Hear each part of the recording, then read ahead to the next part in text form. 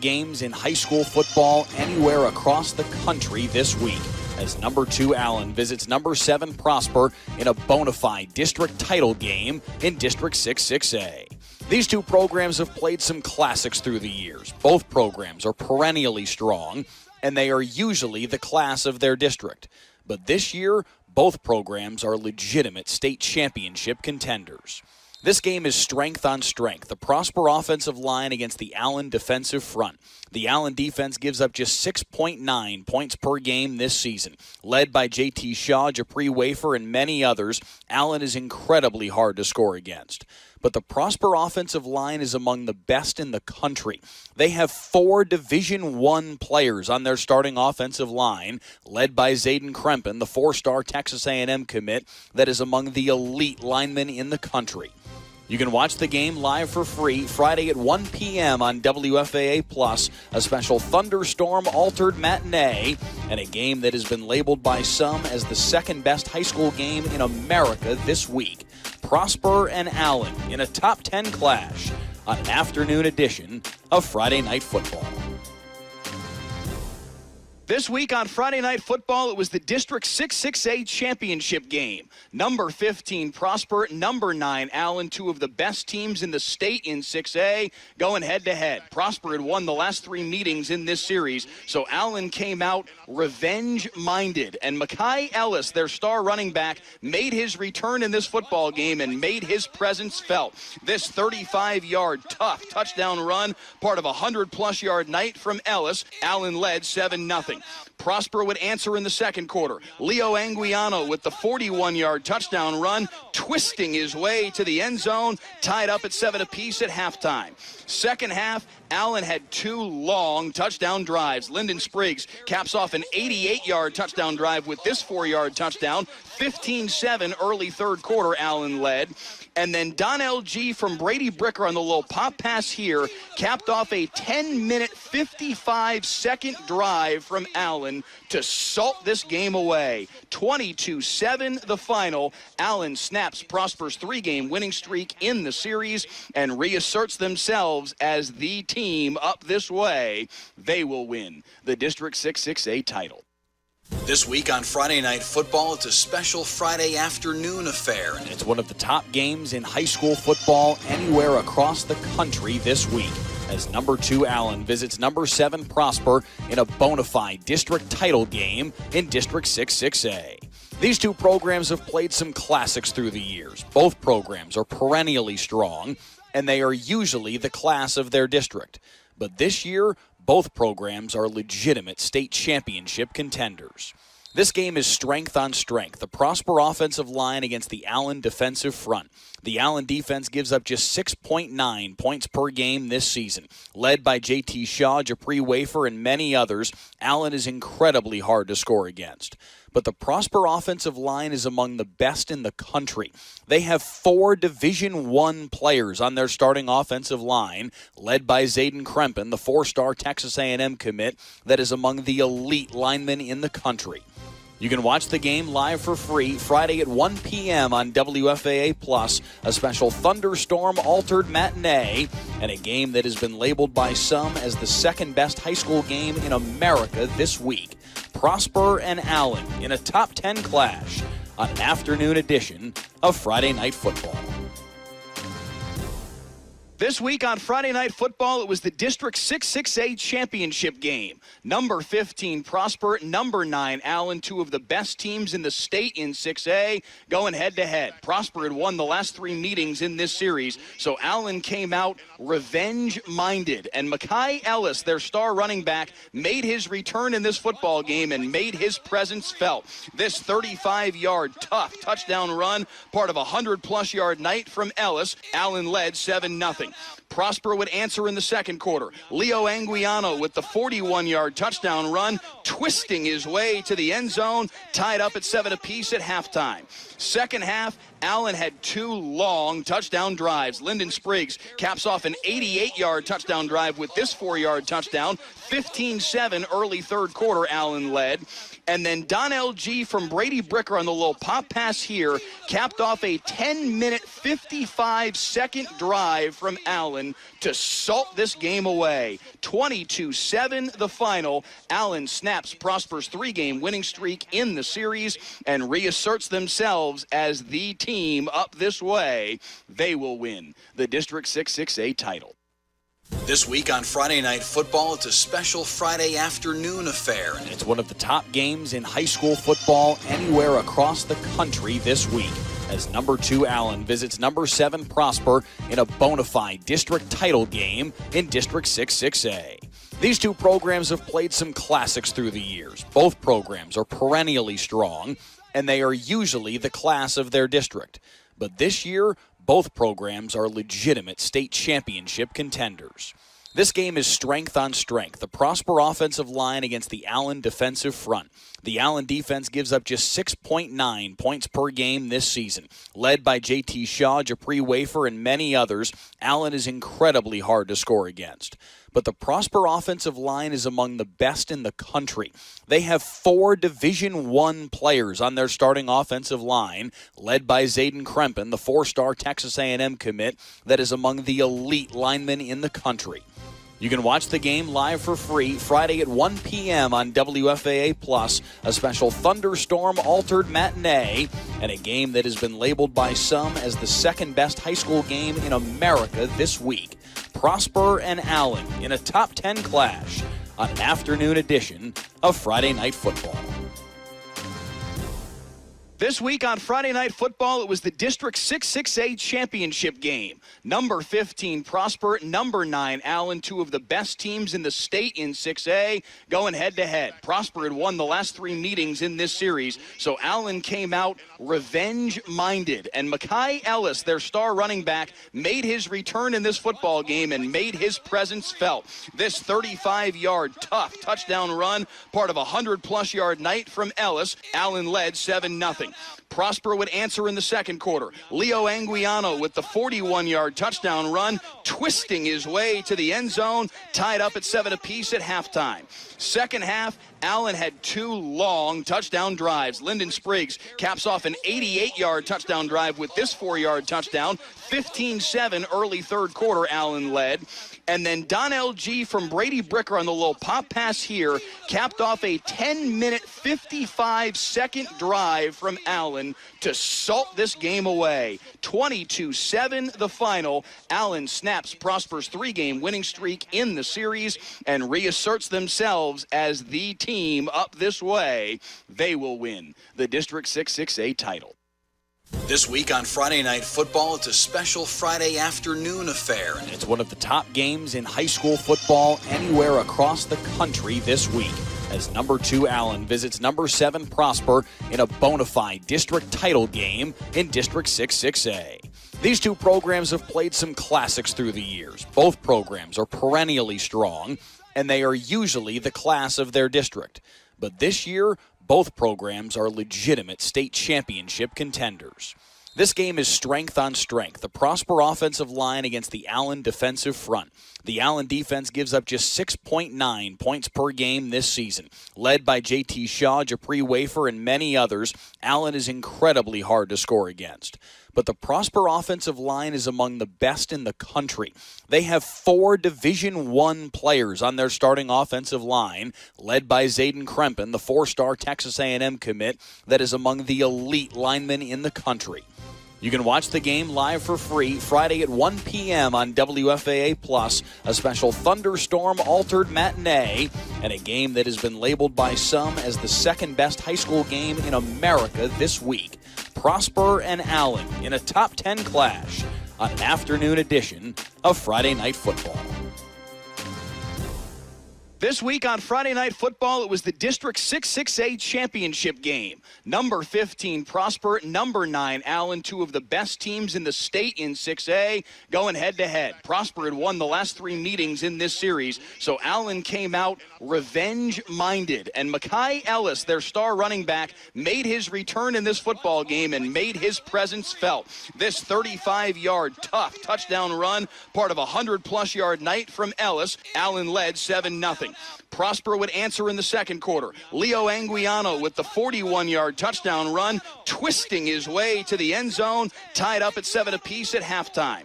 Second half, Allen had 2 long touchdown drives. Lyndon Spriggs caps off an 88-yard touchdown drive with this 4-yard touchdown. 15-7 early third quarter, Allen led. And then Donnell G from Brady Bricker on the little pop pass here capped off a 10-minute, 55-second drive from Allen to salt this game away. 22-7 the final. Allen snaps Prosper's 3-game winning streak in the series and reasserts themselves as the team up this way. They will win the District 6-6A title. This week on Friday Night Football, it's a special Friday afternoon affair. It's one of the top games in high school football anywhere across the country this week, as number 2 Allen visits number 7 Prosper in a bona fide district title game in District 6-6A. These two programs have played some classics through the years. Both programs are perennially strong, and they are usually the class of their district. But this year, both programs are legitimate state championship contenders. This game is strength on strength. The Prosper offensive line against the Allen defensive front. The Allen defense gives up just 6.9 points per game this season. Led by J.T. Shaw, Japri Wafer, and many others, Allen is incredibly hard to score against. But the Prosper offensive line is among the best in the country. They have 4 Division I players on their starting offensive line, led by Zayden Krempen, the 4-star Texas A&M commit that is among the elite linemen in the country. You can watch the game live for free Friday at 1 p.m. on WFAA+, a special thunderstorm-altered matinee, and a game that has been labeled by some as the second-best high school game in America this week. Prosper and Allen in a top 10 clash on an afternoon edition of Friday Night Football. This week on Friday Night Football, it was the District 6-6A championship game. Number 15 Prosper, number 9 Allen, 2 of the best teams in the state in 6A, going head-to-head. Prosper had won the last 3 meetings in this series, so Allen came out revenge-minded. And Mekhi Ellis, their star running back, made his return in this football game and made his presence felt. This 35-yard tough touchdown run, part of a 100-plus yard night from Ellis. Allen led 7-0. Prosper would answer in the second quarter. Leo Anguiano with the 41-yard touchdown run, twisting his way to the end zone, tied up at 7 apiece at halftime. Second half, Allen had 2 long touchdown drives. Lyndon Spriggs caps off an 88-yard touchdown drive with this 4-yard touchdown. 15-7 early third quarter, Allen led.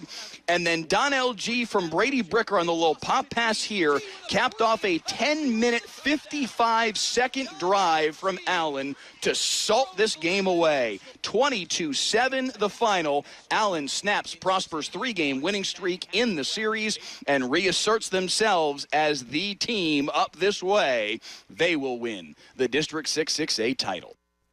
This week on Friday Night Football, it's a special Friday afternoon affair. It's one of the top games in high school football anywhere across the country this week, as number 2 Allen visits number 7 Prosper in a bona fide district title game in District 6-6A. These two programs have played some classics through the years. Both programs are perennially strong, and they are usually the class of their district. But this year, both programs are legitimate state championship contenders. This game is strength on strength. The Prosper offensive line against the Allen defensive front. The Allen defense gives up just 6.9 points per game this season. Led by J.T. Shaw, Japri Wafer, and many others, Allen is incredibly hard to score against. But the Prosper offensive line is among the best in the country. They have 4 Division I players on their starting offensive line, led by Zayden Krempen, the 4-star Texas A&M commit that is among the elite linemen in the country. You can watch the game live for free Friday at 1 p.m. on WFAA+, a special thunderstorm-altered matinee, and a game that has been labeled by some as the second-best high school game in America this week. Prosper and Allen in a top 10 clash on an afternoon edition of Friday Night Football. This week on Friday Night Football, it was the District 6-6A championship game. Number 15, Prosper. Number 9, Allen, two of the best teams in the state in 6A, going head-to-head. Prosper had won the last 3 meetings in this series, so Allen came out revenge-minded. And Mekhi Ellis, their star running back, made his return in this football game and made his presence felt. This 35-yard tough touchdown run, part of a 100-plus yard night from Ellis. Allen led 7-0. Prosper would answer in the second quarter. Leo Anguiano with the 41-yard touchdown run, twisting his way to the end zone, tied up at 7 apiece at halftime. Second half, Allen had 2 long touchdown drives. Lyndon Spriggs caps off an 88-yard touchdown drive with this 4-yard touchdown. 15-7 early third quarter, Allen led.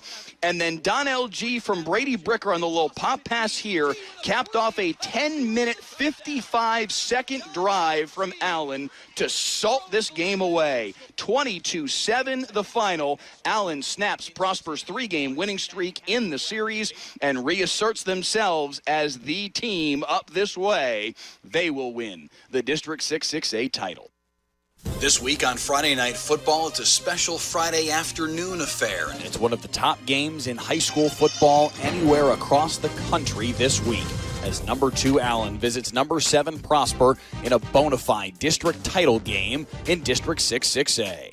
These two programs have played some classics through the years. Both programs are perennially strong, and they are usually the class of their district. But this year, both programs are legitimate state championship contenders. This game is strength on strength. The Prosper offensive line against the Allen defensive front. The Allen defense gives up just 6.9 points per game this season. Led by J.T. Shaw, Japri Wafer, and many others, Allen is incredibly hard to score against. But the Prosper offensive line is among the best in the country. They have 4 Division I players on their starting offensive line, led by Zayden Krempen, the 4-star Texas A&M commit that is among the elite linemen in the country. You can watch the game live for free Friday at 1 p.m. on WFAA+, a special thunderstorm-altered matinee, and a game that has been labeled by some as the second-best high school game in America this week. Prosper and Allen in a top 10 clash on an afternoon edition of Friday Night Football. This week on Friday Night Football, it was the District 6-6A championship game. Number 15, Prosper. Number 9, Allen, two of the best teams in the state in 6A, going head-to-head. Prosper had won the last 3 meetings in this series, so Allen came out revenge-minded. And Mekhi Ellis, their star running back, made his return in this football game and made his presence felt. This 35-yard tough touchdown run, part of a 100-plus yard night from Ellis. Allen led 7-0. Prosper would answer in the second quarter. Leo Anguiano with the 41-yard touchdown run, twisting his way to the end zone, tied up at 7 apiece at halftime. Second half, Allen had 2 long touchdown drives. Lyndon Spriggs caps off an 88-yard touchdown drive with this 4-yard touchdown. 15-7 early third quarter, Allen led. And then Donnell G. from Brady Bricker on the little pop pass here capped off a 10-minute, 55-second drive from Allen to salt this game away. 22-7 the final. Allen snaps Prosper's 3-game winning streak in the series and reasserts themselves as the team up this way. They will win the District 6-6A title.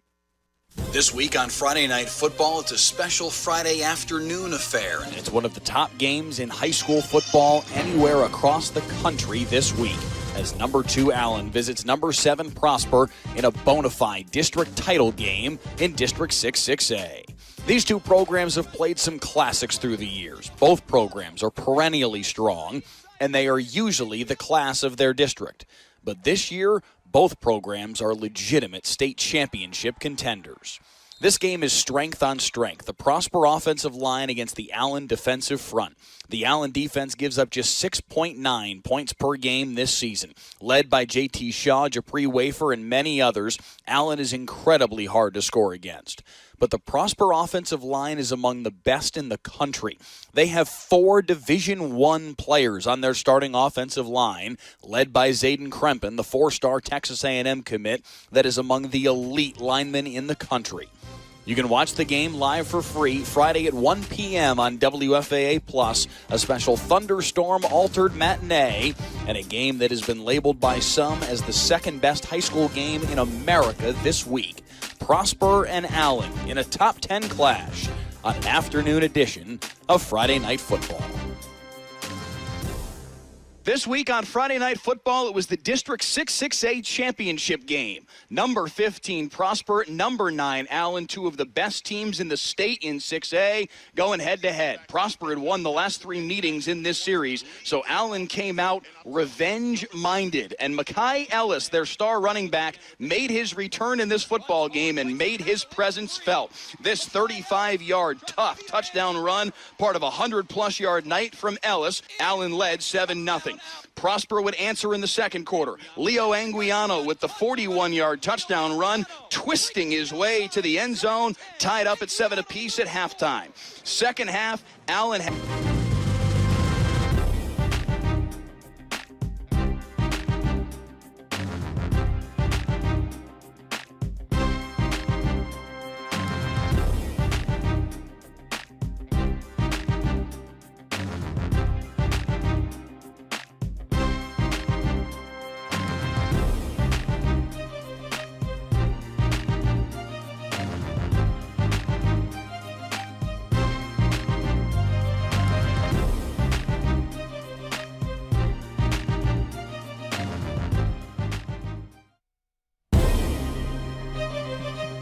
What could you possibly do better with your Friday afternoon than this? A matinee high school football epic between a pair of programs with state championship hopes.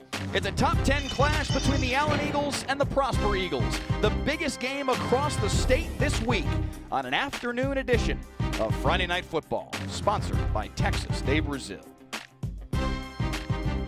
And with that, we welcome you inside the broadcast booth here at the beautiful Children's Health Stadium in Prosper. Mike Leslie alongside the former Lincoln High and Kansas State linebacker, Heckma Harrison. Heckma, this is certainly the game of the week across the state of Texas, arguably the game of the week nationwide. It is a monster, the best Allen Prosper game there has ever been. And no doubt about it, Mike, this is the biggest game, not only in the state of Texas, in the nation. And both of these teams undefeated and on a collision course, not just for the district, but these standings are for nationwide standings and state standings. But these are two teams that are going to go deep into the playoffs. Let's give you a look at the top 10 in the 6A state rankings. Allen number 2 in the state, Prosper number 7. Prosper, Heckma, has arguably the best win on their resume of any team across the state, knocking off Austin Westlake, who you see there at 8th in the state rankings in the opener, 29-22.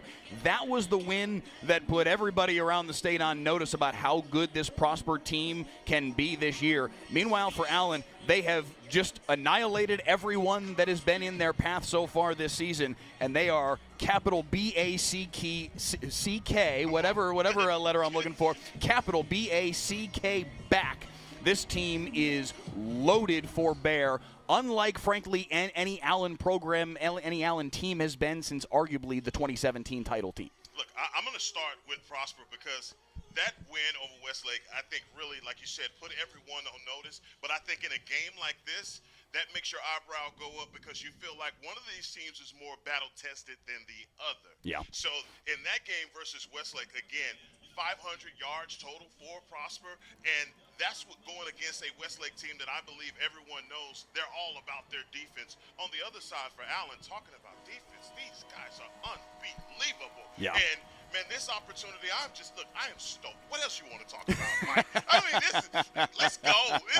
This is incredible, man. It really is. This is incredible. It really, really is. Let's look at the district standings real quick because this is the District 6-6A championship game. Both teams 5-0 on the year in district play. Nobody else has got a chance to chase either one of these two teams down. Whoever wins today takes the district championship. It was that way a year ago. Allen won the game 22-7 and went 8-0 in district. Winner today is going to take the district championship. You mentioned it this is a game that is strength on strength. It is the offensive line for the Prosper Eagles against the defensive front for the Allen Eagles. Allen giving up just 6.9 points per game this season.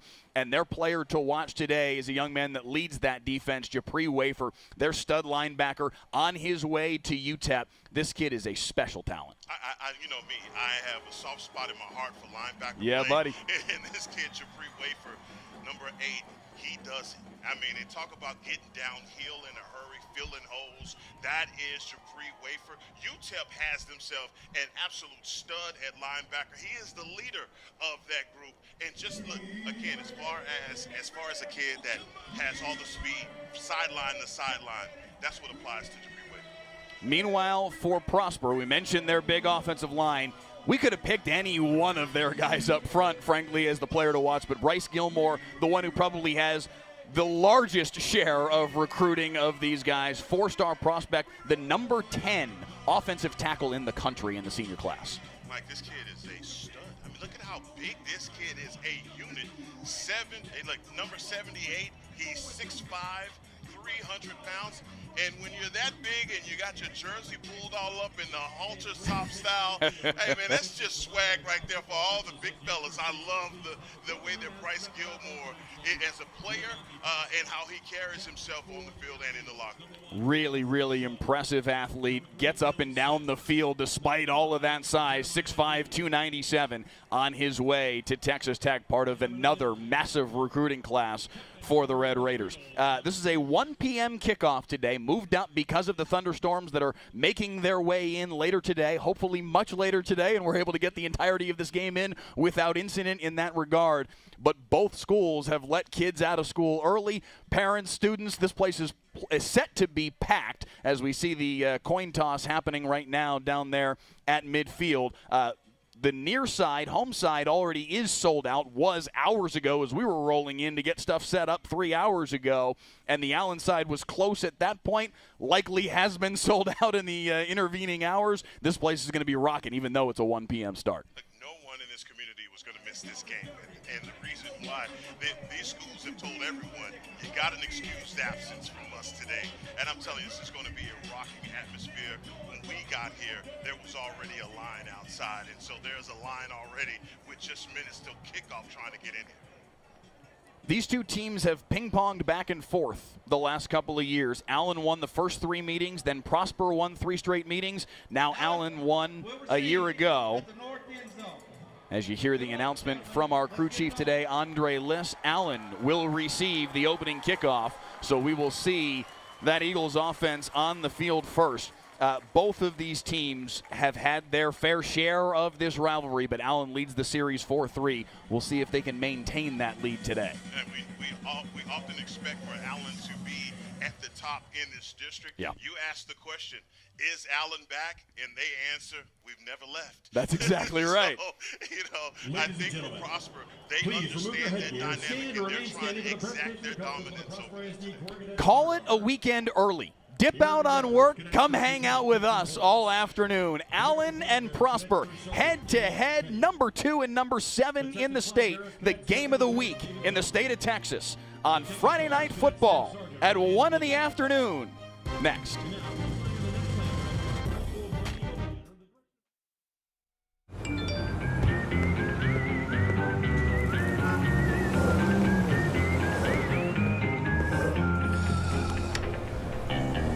Thanks, Delkus.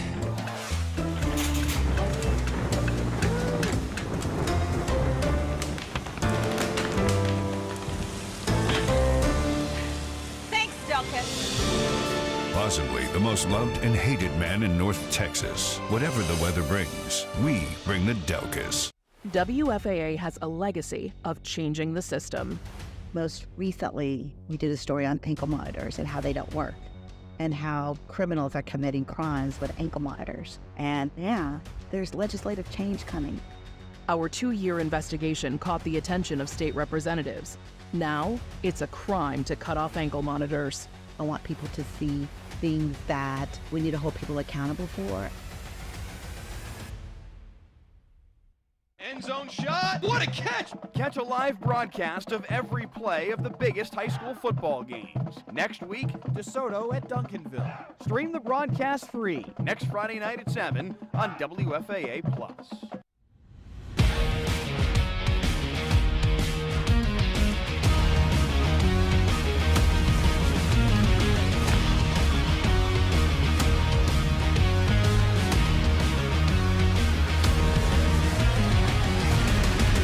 Friday Night Football, sponsored by Texas de Brazil.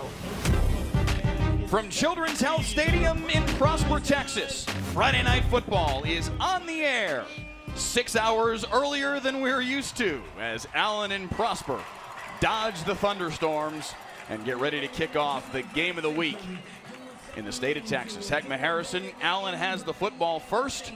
We get to see this thing turn up in a matter of moments. Let's get it on. That's all I got to say is let's get it on. It's highly anticipated. You come into today with two undefeated teams. I know it's cliche to say that someone's O must go, but boy, it's going to be a big O that has to go today. District title on the line here today. But again, as I said in the open, both of these teams are expected to go far in the Texas high school football playoffs. Each of these teams made it to at least the regional semis a year ago. I beg your pardon. Prosper lost in the bi-district round against Coppell, a very good Coppell team that eventually played North Crowley to one of their closest games of the postseason.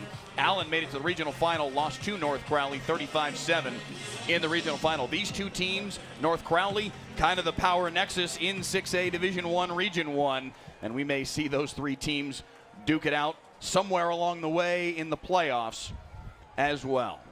McCoskis will tee it up at the 40-yard line and prepare for the kickoff. The Sporting News has both these teams in the national top 25. Allen at number 12, Prosper at number 25, head-to-head in the biggest high school game in the country this week. And we're underway in Prosper. Kickoff through the end zone from Michael Bukauskas. Their superstar kicker has a massive leg, as you just saw. Gets us started in style, and Allen will come out to their own 25 after the touchback. Jeremiah Dowd, the starting quarterback. The senior, a Florida Atlantic commit. 18 touchdown passes on the year, only 2 interceptions. Heckma, we will see him toggle with Ty Snell, the superstar freshman, throughout the afternoon as well. But Jeremiah Dowd leads the charge, 74% completion this year. Hey, you're going to say night a few more times, Mike, before you get it right, because that's what we're used to. But you're right, man. Dowd, he does bring the precision from the quarterback position. But this kid's Ty Snell, just a freshman. Something different about him. 1st and 10 from the 25. Dowd on play action, flips it. Incomplete, looking for Caleb Smith. Little disjointed, and Prosper's defense read that well as well. The Allen Eagles, perhaps the single most well-known program in Texas high school football on the strength of their 5 state championships, their national championships, up to number 2 in the state. And, of course, Kyler Murray's influence as well in the notoriety of this program. Back as they've ever been to being a legitimate statewide power. Lots of pre-snap motion here from Allen offensive coordinator Larry McCray before 2nd down and 10. Setting up the screen for Lyndon Spriggs and following the tunnel for a pickup of 7. And that's how they use Springs out on the outside. They love to use him in space. A super athlete and one of those guys that typically always makes the first guy miss. Quickly 3rd down and 3. And the crowd here at Children's Health Stadium, 12,000 seat capacity, one of the most beautiful palaces for high school football in the state. Starting to bring the noise already at 1:03 in the afternoon. Little pop pass to Caleb Smith, cannot get the corner. Strung out very well on the far side. Devin Allen with the tackle for loss, 4th down, and Allen has to punt. This kid, number 96, Devin Allen, you see him right here. Look at the push that he is getting up the field. This Eagles I'd say Prosper. This Prosper's defensive line getting pushed. And Devin Allen, boy, got an opportunity to talk about this young man. He had an interception at the defensive line position, taken back to the house. Ethan Nava to punt it away. No pressure from Prosper. And the punt sends Marcus McCoy to the far sideline. The Prosper defense authors a 3-and-out to start this football game, which means we now see Braden Imhoff, the starting quarterback for the Prosper Eagles, wearing number 9, the 6-foot senior. Just shy of 2,000 passing yards on the season in his 7 games, 18 touchdowns, just 3 interceptions. Heckma on his way to Lamar. Yeah, he really has a solid arm, very accurate passer.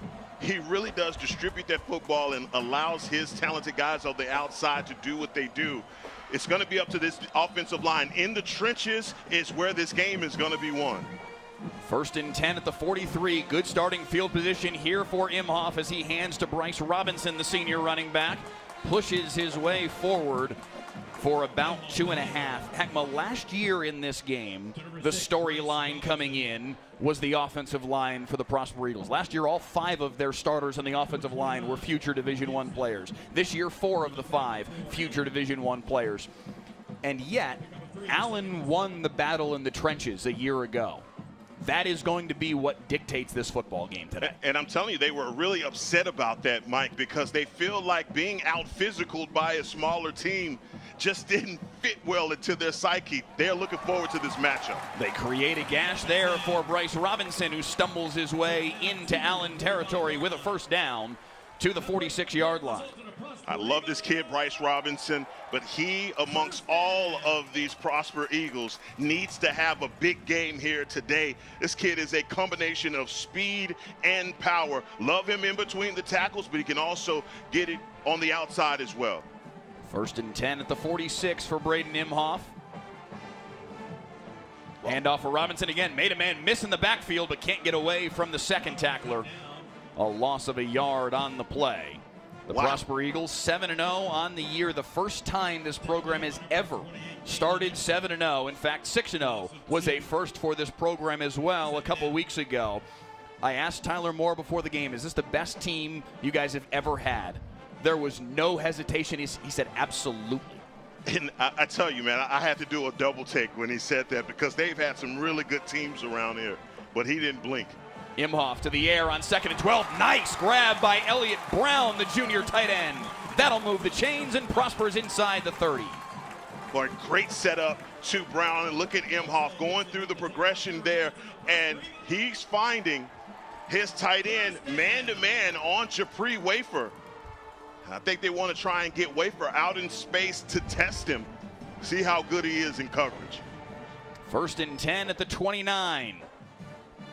Prosper got a 3-and-out from their defense on the first series, and now moving the ball here is Robinson banged down at the 24-yard line. Good hit from Japri Wafer, the UTEP commit, but Robinson picks up 5, and it's 2nd and 5. Yeah, again, this is Bryce Robinson. He is used to running through gaping holes because of this offensive line. I mean, these guys pretty much mow you down, and by the time you get to the 4th quarter, you're tired. Dub salute to our man J-Mac in the YouTube comments, the DFW High School Football Podcast. Appreciate you guys being with us today. Over 1,000 of you already tuning in on the WFA YouTube channel. Please share this feed around. This one's going to be worth watching. Robinson up the middle, close to 1st down yardage. Near side headlinesman says, yes, that is a 1st down. Cody Clower.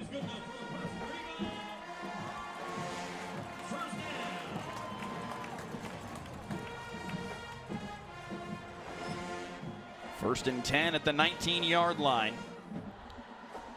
Crisp opening drive here from the Prosper Eagles. They look sharp, Heckma. Yes, they do. I mean, in offensive line, again, getting to the 2nd level, allowing Robinson to do what he does. You see it right here. Hopping over bodies in the interior and close to another 1st down, a pickup of 9. I love these black unis for Prosper. Yeah, they're sharp. I'm telling you, it looks like they're playing with an extra man out there, and you see the way that they just wall these guys off for a 9-yard gain, and Bryce Robinson is feeling it right now in these first couple of minutes of this game.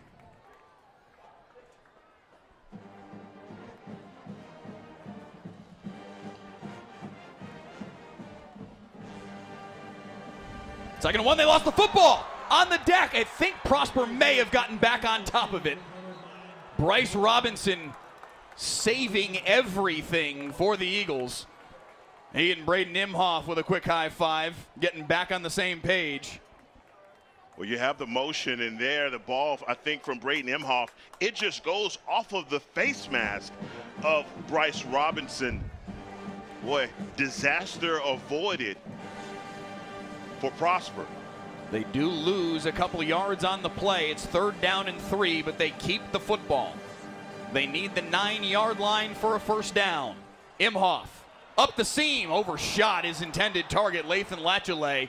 May have been some miscommunication on what the route was supposed to be because Latchley was wide open. He was, and Latchley in Braden Imhoff, the miscommunication may have cost him 6 right there, but you see the matchup on Japri Wafer in coverage. Again, this is the second time we saw him with Elliott Brown and now with Lathan Latchley. So they set up the 30-yard field goal from just inside the left hash. Michael Bukowskis, one of the best kickers in the country, puts it through with ease. And Prosper, after the 3 and out from their defense, pays it off with a nice drive. They don't get 7, but they do get the field goal from Bukowskis. And we are underway on Friday Night Football. The Prosper Eagles, number 7 in the state, striking first. WFAA has a legacy of changing the system.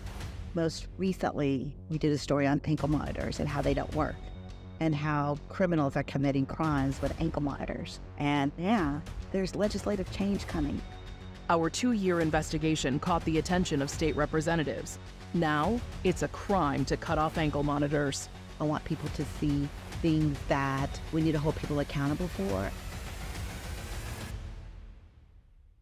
Thanks for downloading the WFAA Plus app. The main page is a live stream of WFAA programming, and you can find on-demand stories as well. Just click a tab at the top of your screen and scroll down to find WFAA original programming.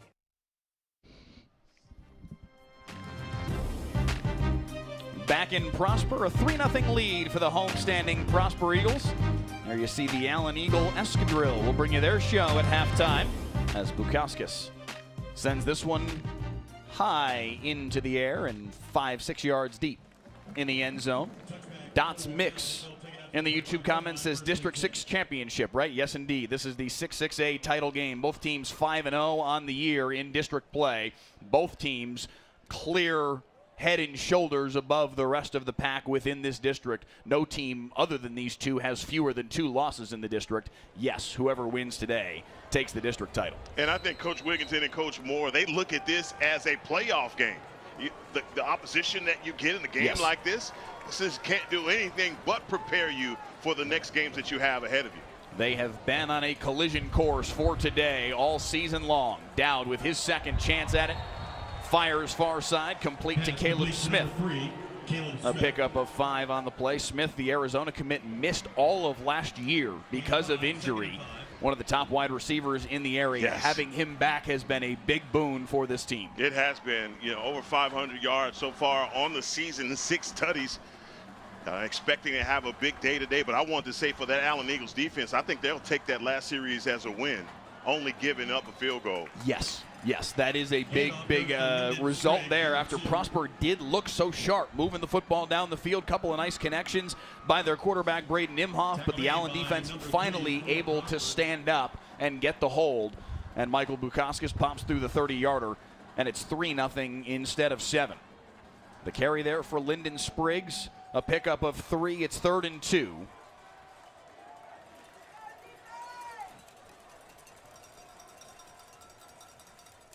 Spriggs again. Patient, surges forward, hops his way into the second level. A first down and then some for the Allen Eagles. I love the setup of this with Spriggs. They have him in the pistol formation. And look at the blocking coming through number 52, Henry Hastings. Again, he is the one that is leading him through that hole, taking him into the linebackers.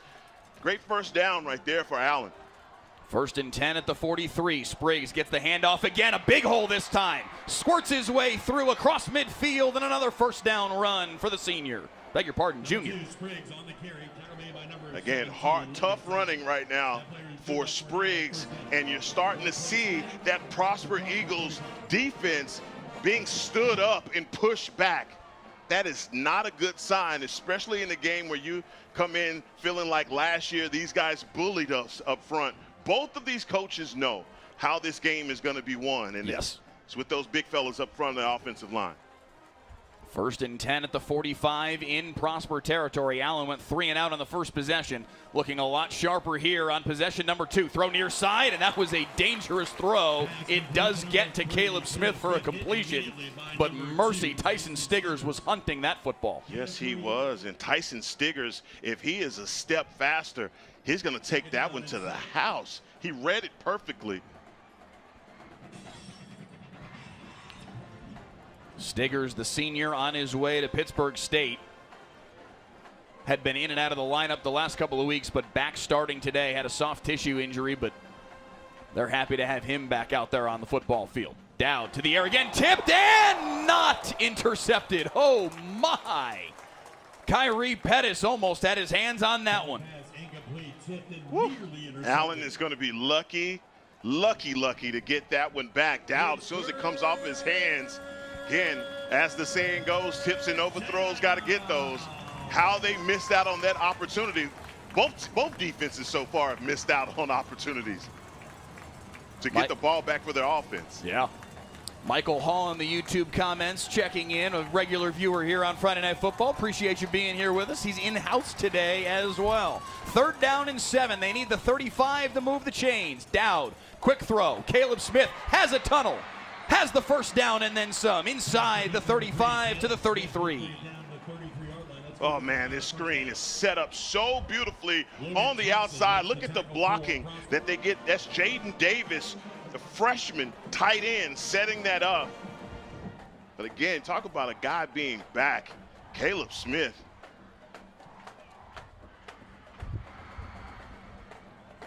First and 10 at the 33 for the Allen Eagles.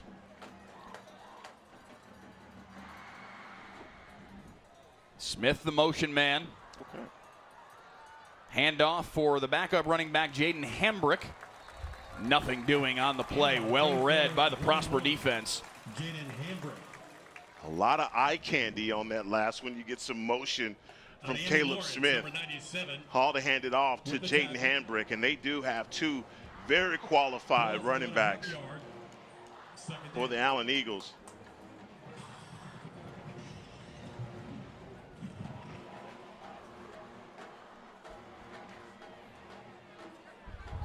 Second down and 10 as a result. Spriggs up the middle, pushing through his own blockers and picking up a couple.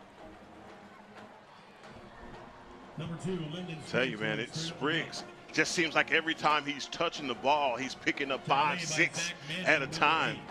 Got to give credit to this offensive line. I know we're going to talk a lot about the offensive line for Prosper, but these guys over here for Allen, they need a little bit of love. Talib and Masters, 50 and 74, doing a great job in that A-gap. Jay and Talib, the Texas Tech recruit, has an offer from the Red Raiders, among others. Jacob McCray on his way to Colorado State, their starting right tackle. Ethan Villarreal going to Marist next year. 3rd down and 5. Dowd dancing around, takes off and runs with it. Does not have enough for the first down. He's going to be about a yard shy. It'll be 4th and 1. Well, nothing to think about here.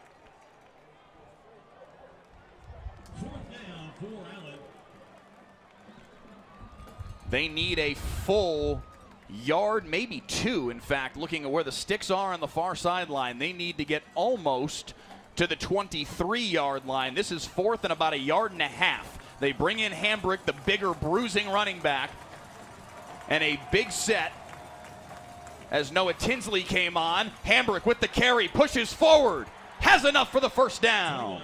Boy, and that lean, though, that was what got him to the half-yard line. You see right here, looks like the Prosper defense has stood him up, but boy, good job by Jaden Hambrick picking up that first down. Gutsy call, but I think you're in a situation where you got to go for it and allow this offense to stay on the field. 1st and 10 at the 23-yard line. Allen with just enough to move the chains, courtesy of Hambrick, the senior. Dowd to the air. Tricky spot to try and throw that football. Man, looked like that was triple coverage right there, Mike. Trying to fit that one into a keyhole is Dowd. Again, lucky to get that one back. We hadn't seen him take any deep shots yet, though. Everything's pretty much shortened to the outside.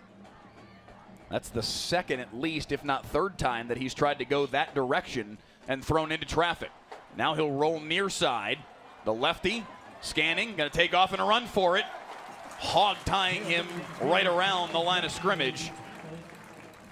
Cade Smallwood makes the tackle, and it's going to be 3rd down and 9. Good job by this Prosper defense. And that was just coverage on the backside. Dowd is keeping his eyes up the field. You see the lefty, just no one open. Great coverage. If you want to call that a coverage sack, then that's what that was. That is the end of one. A quick first quarter here in Prosper. The Eagles with a 3-0 lead on their home field, but Allen driving when we return.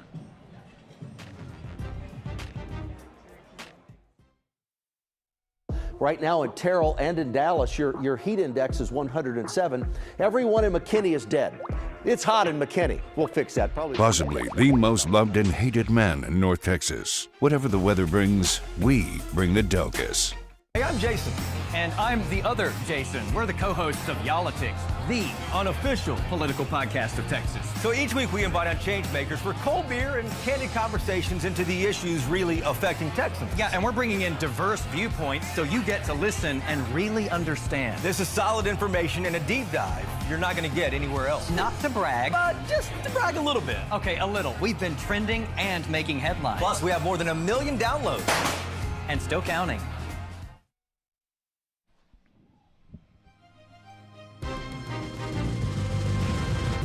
Friday Night Football, sponsored by Texas Day Brazil. Indulge in unlimited flavors. Why settle for just one dish? At Texas Day Brazil, every dining experience is an unlimited exploration of bold, fresh, and authentic flavors. 3-0 Prosper after 1 here at Children's Health Stadium.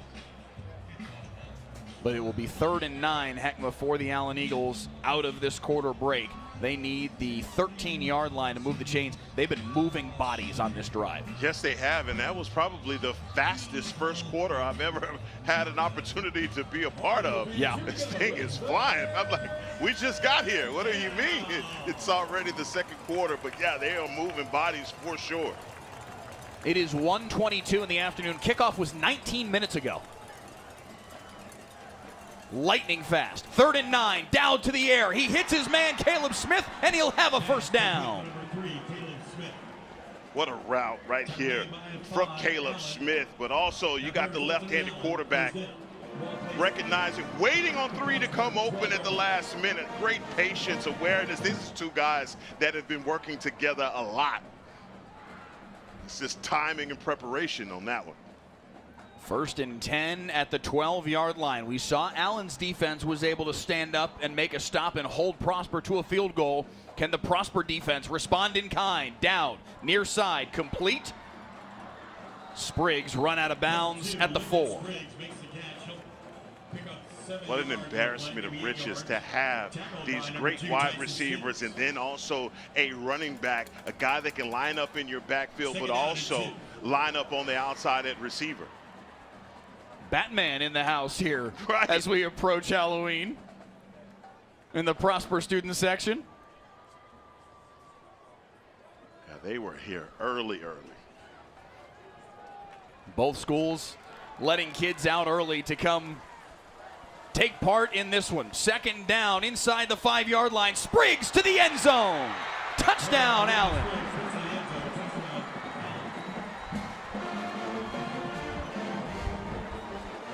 Can't wait to see the replay on this one because the offensive line for the Allen Eagles, here you see it. Boy, what a seal block on the outside to allow Lyndon Springs to run right through. That's just taking the fight to the other guys. And number 74, the right guard, James Masters, on the pull.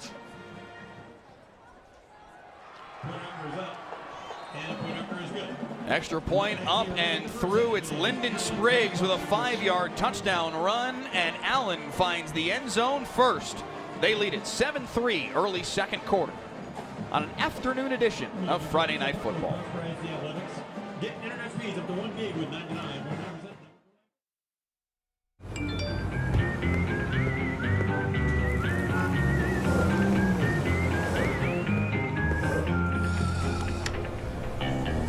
Thanks, Delkus.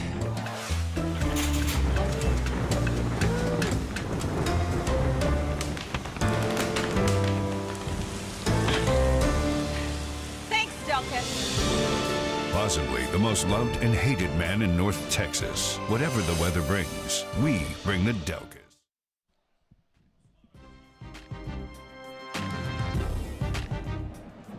Game of the week statewide. Allen and Prosper, a 7-3 Allen Eagles lead after the Lyndon Spriggs touchdown run, his 7th touchdown of the season. And Allen has the lead. Preston Hurlis to kick it away. Wow, what a drive right there by Allen. You were talking about how big it was for Prosper. Excuse me, for Allen to get that stop, and Prosper was hoping to duplicate that effort. But a great job by that Allen Eagles offense. And to me, Mike, it was that 4th down for Hambrick picking up on that 4th and 2. Yes. That really continued that drive at the end of the first quarter. Great decision early, but man, it pays off with points.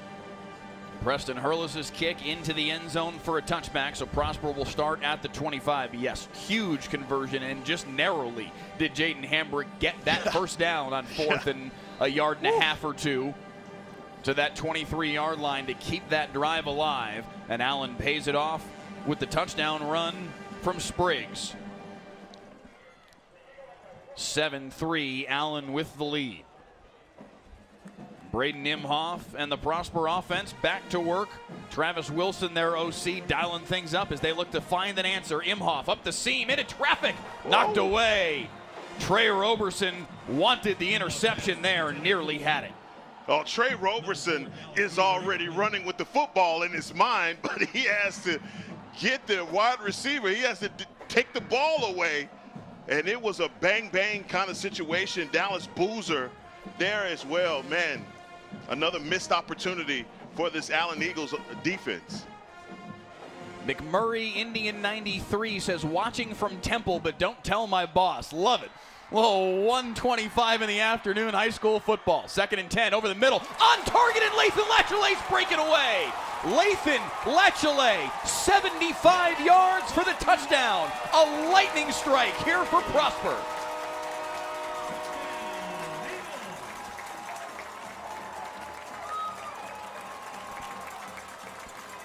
Boy, they said they had lightning in the forecast, and Lathan Latchley says, hold my Gatorade, watch this. And he takes off. Trey Robertson, is late, and Lathan Latchley right down the hash mark, and look at this, he grabs his hamstring. I'm about to say, oh no, but no, that's a part of the celebration. Latchley fooling everybody. 10-7 Prosper. 17 seconds after Lyndon Spriggs scored to give Allen the lead. Prosper's got it right back. What an answer. The Tulsa commit with his 11th touchdown reception of the year. The extra point from Bukauskas. 10-7 Prosper. Heckma, that is the dream answer for Tyler Moore and his team. Yeah, I mean, and you did it. You did it quickly. And Allen, they had that methodical drive, and I think you see the firepower there from Prosper. Man, Lathan Latchley again, that's an easy route, catch and throw for quarterback and wide receiver. Man, way to respond for the Prosper Eagles. Bluesman970 in the YouTube comment says, ooh, he hit that. J-Mac says, caught him trying to get greedy. Texas BBQ 555 says, that boy quick. Juicy Trailers here says, number 1 is fast. Yeah, impressive stuff from Lathan Latchley. And the celebration you show it right there. He grabs his hand. These kids today, man, I'll tell you what. Wow. Nature Trails 8357 says they're watching from Oklahoma today. Solomon Mays says that Latchley's been one of the best wide receivers in DFW, if not the state this season. Solomon, we appreciate you watching. Really good high school coverage from that young man, doing really good scouting reports for a lot of the biggest games around the area week after week. Appreciate you tuning in. Yeah, a little bit more on Latchley. He came into this game with 10 touchdowns, 826 yards on the season. Obviously, he just upped that with that last scamper. But my goodness, man, a young man that is having himself quite a season. Like you said, the Tulsa commit, boy, they have a really good player headed to Oklahoma. With that one reception, up over 900 yards now receiving on the year. Appreciate y'all being with us here on the WFAA YouTube channel and WFAA Plus. Download that WFAA Plus app to your television for free, and you can beam this thing to your big screen. Or if you're joining us on the YouTube feed, let us know in the YouTube comments where you're watching from today, who you're rooting for today. If you got a favorite team, you got a favorite player on one of these two teams. If you're here to see the Friday Night Football halftime show sponsored by the Children's Health Andrews Institute, if you got a kid in one of these two bands, two terrific bands, we'll show you the entirety of their halftime shows here in 10 minutes and 57 seconds worth of game time. Let us know who you're tuning in to see today. 1st and 10 for Allen at their own 19-yard line. Worst starting field position so far today for the Allen offense as Dowd flips it far side for Caleb Smith. Nice job to find the crease between the two blocks, and he's got the first down. Boy, you mentioned it. Look at this job that Caleb Smith does, splitting the defenders, waiting on his blocks to set up. You see the speed right away, but boy, a lick thrown right there. Number 3, D.K. Jamison, the Navy commit. Make you think about it a little bit. You get hit like that. You're not kidding. D.K. Jamison with a club on one of his hands got hurt earlier on this season, but still playing hard out there at that rover position. He brought the lumber on that one. Yes, he did. 1st and 10 for Dowd. Flush to the near side, fires downfield, has Josiah Johnson, the superstar sophomore, complete for a first down. Just an impeccable route by the sophomore, Josiah Johnson. And again, Jeremiah Dowd, I keep having to remember that he's a lefty quarterback. Yeah. So different, man. I was having a conversation with the great Everson Walls about left-handed quarterbacks, and from a cornerback's perspective, how different that is to see the ball come out left-handed. It messes with your eye. It just doesn't look quite the same. It spins the other direction. There's so many elements of it that certainly for a receiver you have to get used to catching the football that comes with a different spin. There's a lot of differences to it, but Jeremiah Dowd is one of the best that plays that position in a left-handed capacity on his way to Florida Atlantic. Nice run here by Jaden Hambrick, twisting his way for 4 on what should have been no gain. What a move. This is supposed to be a tackle. That's supposed to be 3 tackles. Jaden Hambrick taking guys out of their spat and shoestrings. Those of you who were with us a year ago for this game, Allen and Prosper, remember the Beastquake run that Hambrick had from deep in his own territory. Just punishing kids as Dowd fires one deep, has a man wide open. And breaking the one tackle he had to is Carter Harris. Touchdown, Allen.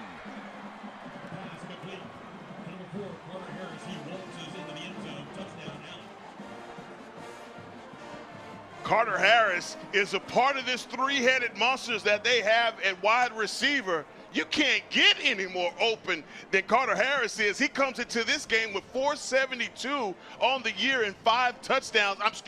6 now. And he just walks into the end zone. Absolutely wide open.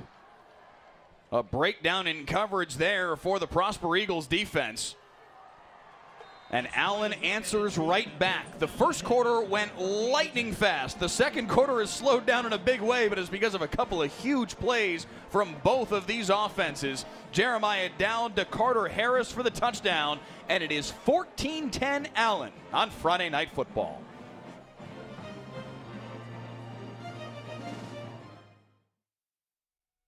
WFAA has a legacy of changing the system. Most recently, we did a story on ankle monitors and how they don't work, and how criminals are committing crimes with ankle monitors. And yeah, there's legislative change coming. Our 2-year investigation caught the attention of state representatives. Now, it's a crime to cut off ankle monitors. I want people to see things that we need to hold people accountable for.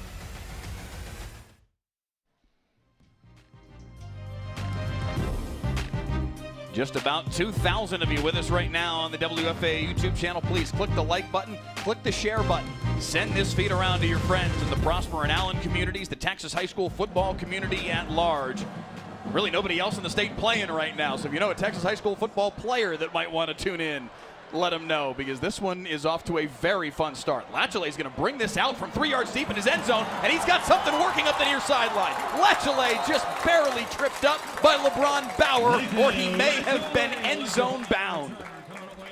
Boy, what a move on the outside, man. And he takes this, I'm thinking he's going to down it. He saw the blocking set up, and without LeBron Bauer, man, Lachele may be on his way to the house right here. It's a touchdown save and tackle. Just narrowly got him to the sideline, really, because he was able to keep his feet, but a step on the sideline at the 35-yard line, it appears they're going to spot it. They still haven't put the football down, but somewhere in that vicinity is where Prosper will take over. And yes, indeed, nose of the football on the 35 for Braden Nimhoff and the Prosper Eagles offense. I mentioned it to you before about Allen on offense. They took a shot down the field. Well, we got our first shot down the field, and he was wide open. Let's see the response now from Prosper. Last time they had the football, they only had it for 17 seconds because Imhoff hit Lathan Lachele on that 75-yard touchdown pass on the slant over the middle. Lachele showing off the speed. What will they do with it here? Imhoff over the middle again, this time on target for Dallas Boozer, and that's enough for a first down. What a great combo on the outside. Boy, you get a stop route and an in. Gibson makes the tackle for Allen. That play results in a Prosper Eagle. Yeah, Josiah Gibson on the tackle. 1st and 10 at the 48-yard line. Boozer coming back off of injury, played last week, but he's been banged up a lot of the year as Robinson struggles his way forward for, give him 3 on the play, just across the midfield stripe. Yeah, I like what Dallas Boozer is a guy that you said he has been out of the lineup. Finally get him back healthy. That's the Arkansas State commit. Well, they felt like it's only played about 6 quarters so far this season. 2nd and 7 at the 49. Whistles here prior to the snap. Play clock did not stop. Now it is reset back to 40. And they'll wind the clock as they hand it off here again for Robinson up the middle. Ran into the back of his own blockers. They just couldn't create a whole lot of push there. Only a gain of about a yard or so. And that's Japri Wafer from his linebacker position. Just coming up and causing a pile.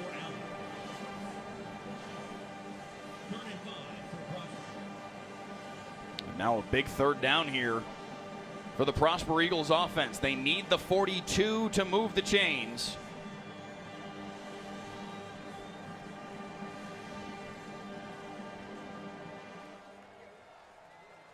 Imhoff in and out of the hands of Boozer. It was a high throw. Boozer couldn't squeeze it. He probably would have been able to turn and get the first down if he could have caught it. Imhoff just a little off target. Yeah, he was, and boy, he's going to wish he had that one back. Sets up perfectly, but again, just a little high, and this is a no-brainer, I believe, from Coach Moore. They will play field position, and Michael Bukauskas, the terrific kicker, also their punter, The senior, one of the best legs in the state of Texas, will look to pin them deep. Caleb Smith deep for Allen. End over end punt. Way out of bounds. That's probably one of the punts that Michael Bukauskas would want back this season. Where will they spot this football? All the way out at the 31-yard line. We went down on the field. You could feel it was windy down there. Obviously, the anticipation of thunderstorms later this evening. Right now, we've been able to stay dry, and hopefully that will persist. They spot that football at the 31. Yeah. That is only a 17-yard punt. From, again, truly, Michael Bukauskas is terrific. One of the best kickers in the state and also a very good punter. It's just being fair. He's kicking it to Caleb Smith. And, trying to keep it away from Caleb Smith, trying to pin them deep and just mishit it.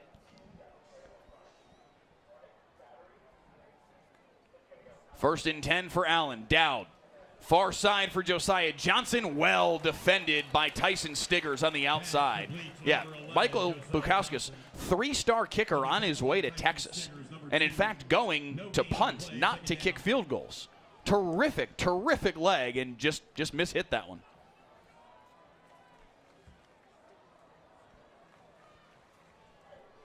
About 2,100 of you with us right now on the WFA YouTube channel. Again, please click that share button. Send this feed around. We've got a really good football game just getting rolling. No gain on that first down throw to Johnson, who is one of the premier sophomore wide receivers in the state. Dowd, QB keeper on the design draw, broke a tackle in the backfield, and now he's got blockers to the outside. Dowd's got the first down for Allen. Love the play design on that one as well. You get Jaden Davis set up as the H-back. And again, he was going with this the entire way, setting up his blocks and getting to the outside, but the point of it all is getting to the sticks. That ball just out in front of Jaden Hambrick and incomplete. Dowd put a little too much heat on that one. We have not yet seen the freshman quarterback Ty Snell. It has been Jeremiah Dowd all through this football game. Snell has played a ton this year and is a superstar in the making. Big time recruit, but only a freshman. Has played a ton this season, but in their 7 games so far this year, Heckman, they have not been challenged. They have not played anybody, frankly, that could play with them. I wondered coming into today whether or not we would see him. I'm still not certain that we won't, but at least so far it has been all Jeremiah Dowd as he flips this one to Caleb Smith. Smith's got blockers. Look at the speed from Caleb Smith. The moment he gets the football, he bursts. Oh, he's like that. Number 3, you see him coming back across here underneath, and nobody's going to catch this young man when he has a step on him. He did not quite get the first down. Stepped out of bounds just across the 49-yard line. Ball right between the 49 and 48 in Prosper territory. They need the 47 for a first down. It is Spriggs behind Dowd. He'll get the handoff. Picks his way forward and has more than enough to move the sticks all the way to the 42. Boy, both of these teams mirror each other in a lot of great ways. This offensive line, look at the penetration again, getting up to the second level. See the push right there.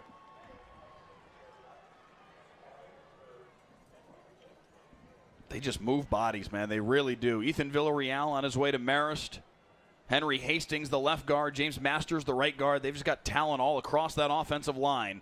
They went on an 11-plus minute drive a year ago. Oh, that should be a free play. Unless they feel that it was instigated by movement on the offensive line, perhaps. Andre Liss, what do you have to say? Because of the contact from Isaiah Lawrence, they stopped the play. Oh, and Allen, they can't be happy about that. Come on now, give us a free play. Let us, you know exactly what's going to happen on a free play. We're going to try and stretch it.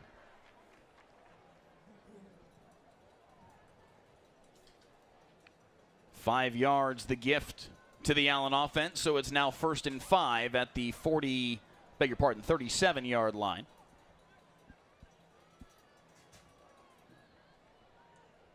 Past the midway point here of quarter number 2. As Spriggs goes in motion. Empty set here for Dowd. Chased from behind. Able to get away. Fires downfield and connects with Josiah Johnson for a first down.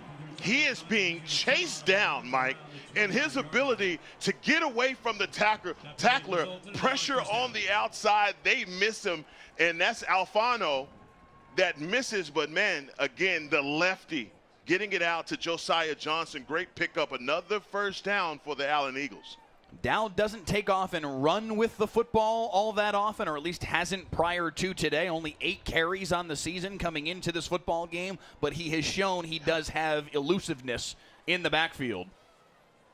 He'll swing this one to Caleb Smith. Again blocking in front. Smith with a burst to the sideline, and another first down for Allen inside the 20.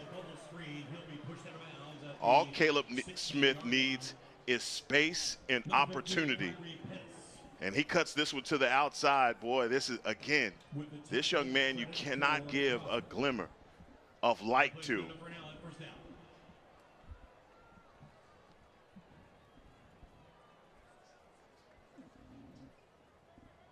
A score here from Allen is going to be big, Mike. I was just thinking, can Prosper's defense hold them to a field goal the way Allen did in the early stages of this game? 1st and 10 at the 16. Dowd, design quarterback run. Hops his way to the inside, falls over some bodies for 3 yards. Yeah, I don't have in my notes Jeremiah Dowd, elusive quarterback. But no. I think that's something I may need to add going forward, because he has shown some speed and ability to get away from defenders. Picked up 3 on that one. 2nd down and 7. They need the 6-yard line for a first down. Dowd again with the quick swing pass. This time to Lyndon Spriggs. It was read well, but he broke the tackle. And Spriggs has got the pylon. Touchdown, Allen. Lyndon Spriggs' 2nd score of the day.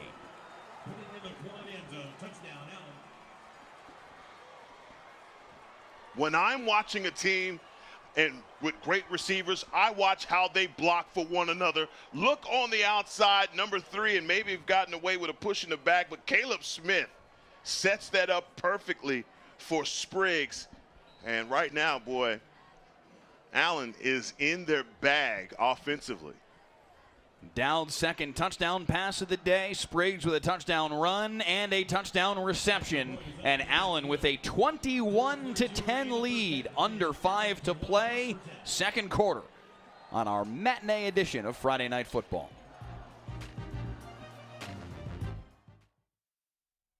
Right now in Terrell and in Dallas, your heat index is 107. Everyone in McKinney is dead. It's hot in McKinney. We'll fix that probably. Possibly the most loved and hated man in North Texas. Whatever the weather brings, we bring the Delkus. Hey, I'm Jason. And I'm the other Jason. We're the co-hosts of Y'all-itics, the unofficial political podcast of Texas. So each week we invite on change makers for cold beer and candid conversations into the issues really affecting Texans. Yeah, and we're bringing in diverse viewpoints so you get to listen and really understand. This is solid information and a deep dive you're not going to get anywhere else. Not to brag. Just to brag a little bit. Okay, a little. We've been trending and making headlines. Plus, we have more than 1 million downloads.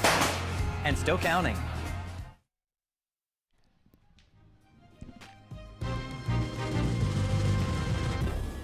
(21-10), Allen with the lead, set to kick it back to the Prosper Eagles, having built a 2-score lead for the first time today.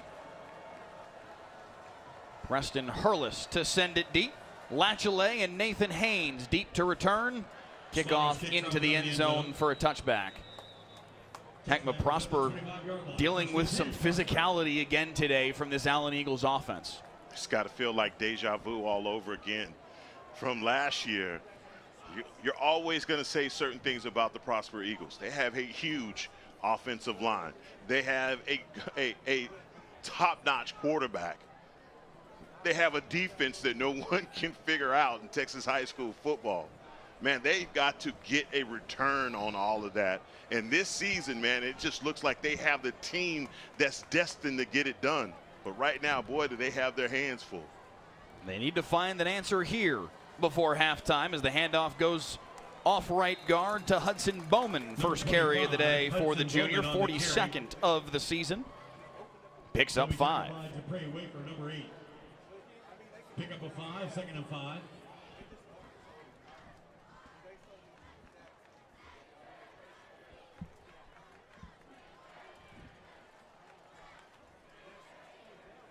Flea flicker, Imhoff, deep ball, up the seam, looking for the tight end. Oh my goodness, he caught the football. Elliott Bowman couldn't believe it himself. Then had it stripped out at the end. Was he down or not? Allen thinks they've got the football. Not listed as down. No one has said he was down, and Allen's got the football.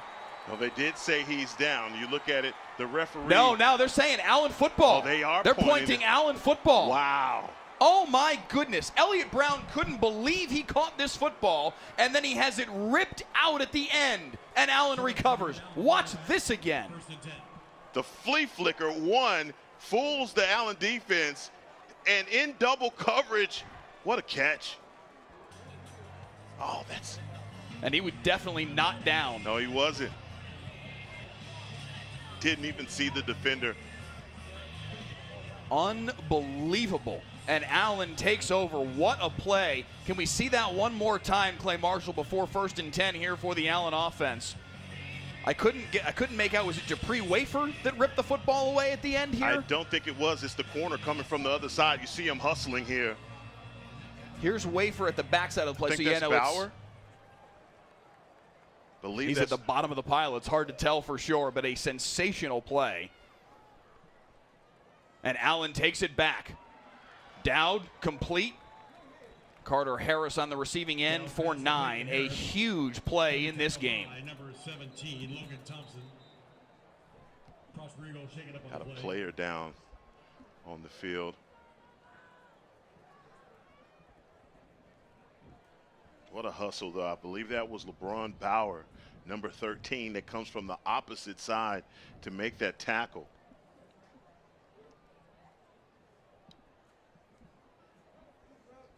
And strip the ball away. Man, this, talk about changing the momentum in a hurry. Here it is again. And again, the pass into double coverage, and not Dallas Boozer, but Elliott Brown coming down with it. And again, he just doesn't see LeBron Bauer. And that's just high IQ, all hustle.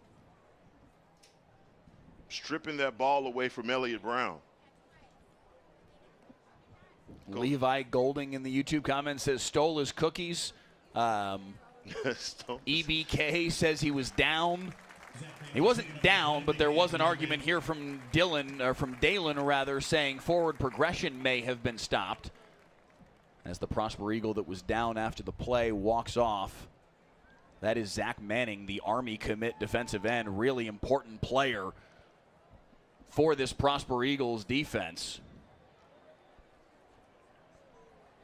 You don't want to see that guy go off the field. Limping off with the assistance of the Prosper athletic training staff.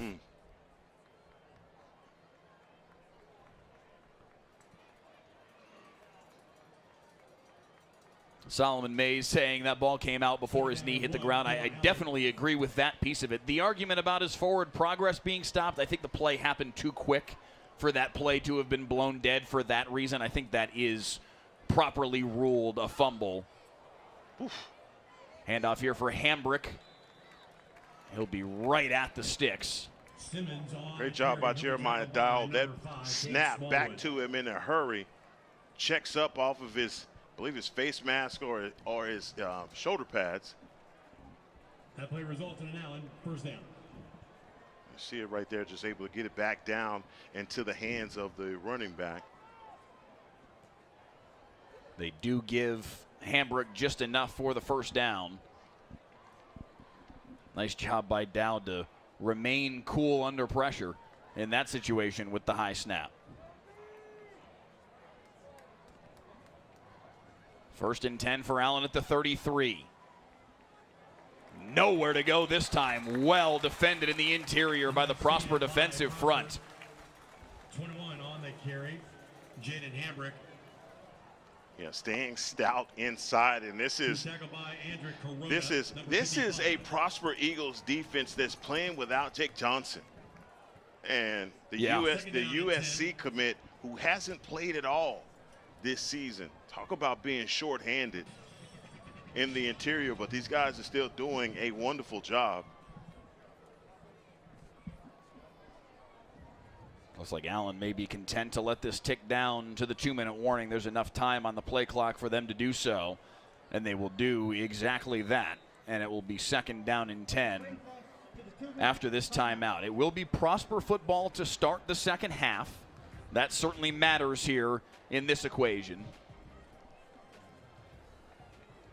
Prosper trying to get the football back one last time, see if they can put points on the board. Allen, certainly with all 3 of their timeouts, intent on making something happen. Both these teams have got kickers with big legs. Hurlis for the Allen Eagles, Bukauskas for Prosper. So anything is on the table here still in these final 2 minutes of the first half. And they still have all of their timeouts as well. So we're far from being done here. And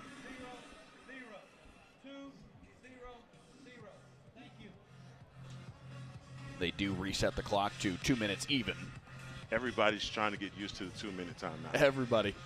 Everybody. Coaches, officials, clock managers, everybody. You and me? Yes. Still getting accustomed to that change in the Texas high school football rule book.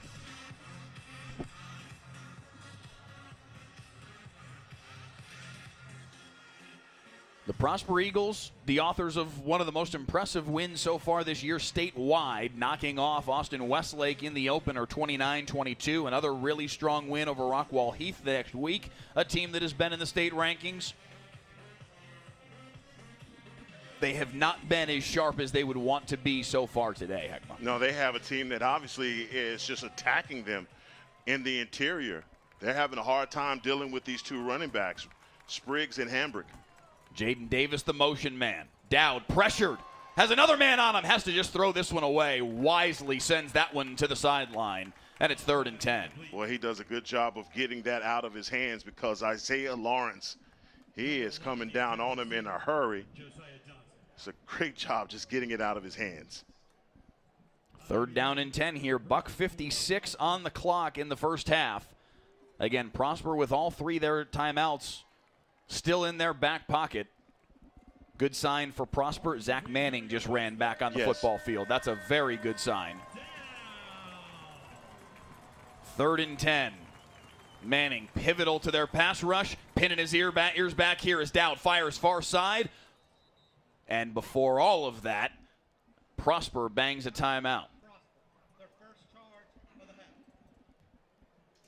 Wow, maybe just didn't like the look, but boy, they call that just in time because that was another one of those passes on the outside, and we've seen those short passes like that has made that Prosper Eagles defense have to turn and run. They have been in a pursuit drill this entire first half. That's just another extension of the running game as well, boy, and again, I don't know if we were expecting for the Allen Eagles to be able to move the ball the way that they have, but and they have done a really good job of mixing it up between the pass and the run. YouTube comments lighting up right now with a discussion of how good this Allen Eagles team is and whether or not they can hang with a North Crowley or a Duncanville if the time comes come state semifinal round. It would be North Crowley and Allen hypothetically in that scenario in a regional final, just as it was a year ago, and then Duncanville would hypothetically be waiting in a state semifinal. I think this is as back as Allen has been in 8 years, going back to their last title. I think they are good enough to be in that conversation now. Dowd near sideline, knocked away, nearly intercepted. Fahad Allen ranged back on that football and nearly picked it off, but it is a defensive stop for Prosper, and they're going to get the football back. And Carter Harris does his quarterback a solid by going up and knocking that out of the hands of Allen. Yeah. Turned into the defensive back right there. I mean, that's what they say. If you can't have it, if I can't have it, you can't either. Great job by number 4.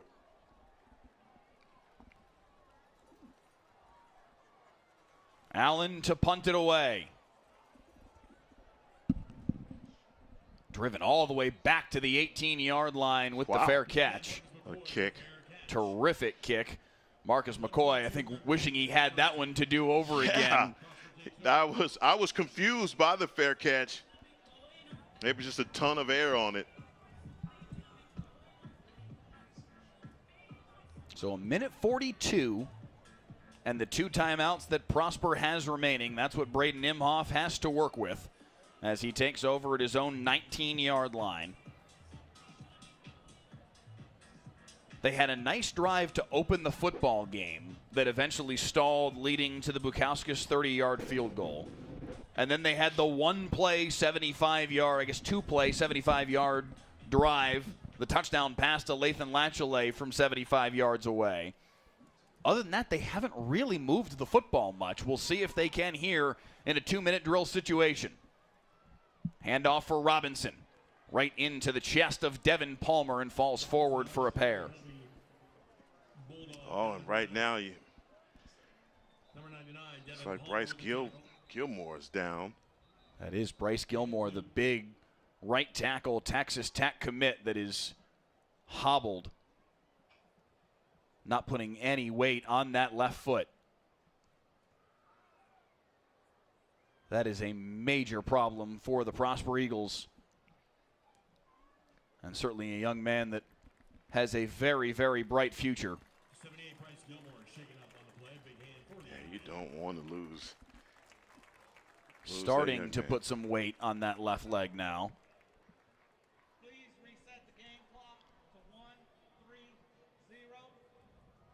With each step, a little more weight, but that's a lot of weight.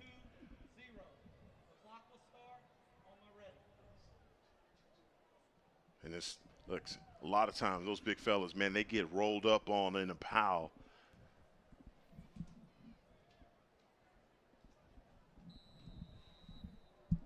And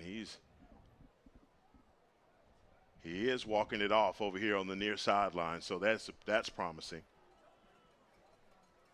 Big 6'5", 297-pound right tackle walking his way down the sideline. Pivotal to what the Prosper Eagles do.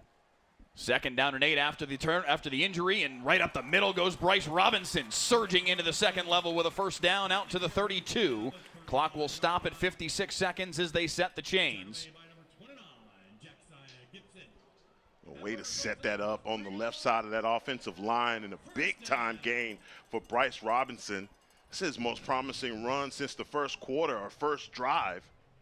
Down to 45 as they snap it. Imhoff trying to set up the screen to Dallas Boozer, and he's crumpled up in the backfield. Well defended by Japri Wafer. Boy, you talk about something getting snuffed out.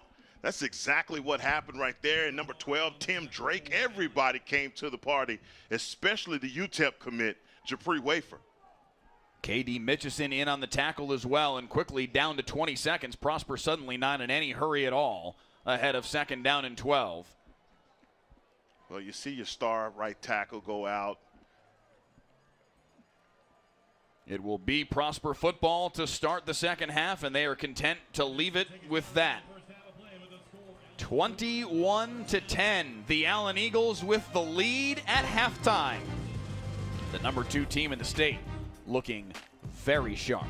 The Friday Night Football halftime show, sponsored by the Children's Health Andrews Institute. After this.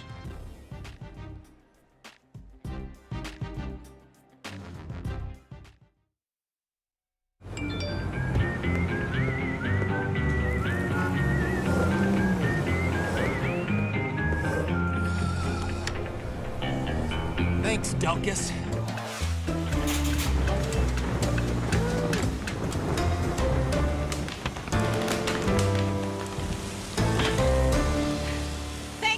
Delkus. Possibly the most loved and hated man in North Texas. Whatever the weather brings, we bring the Delkus.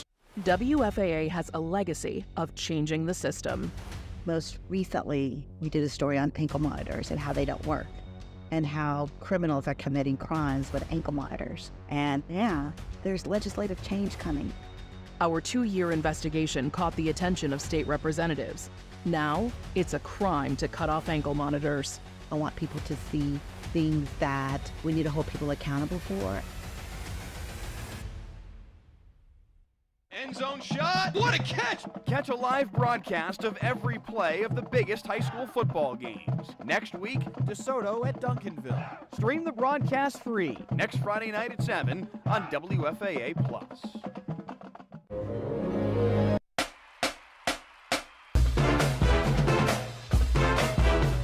And now, the Friday Night Football halftime show, sponsored by the Children's Health Andrews Institute.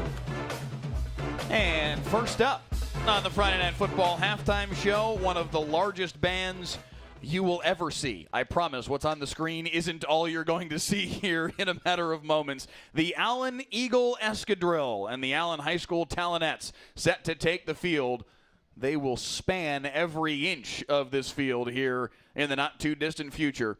Their performance coming your way here in a matter of moments. We hope you enjoy the show.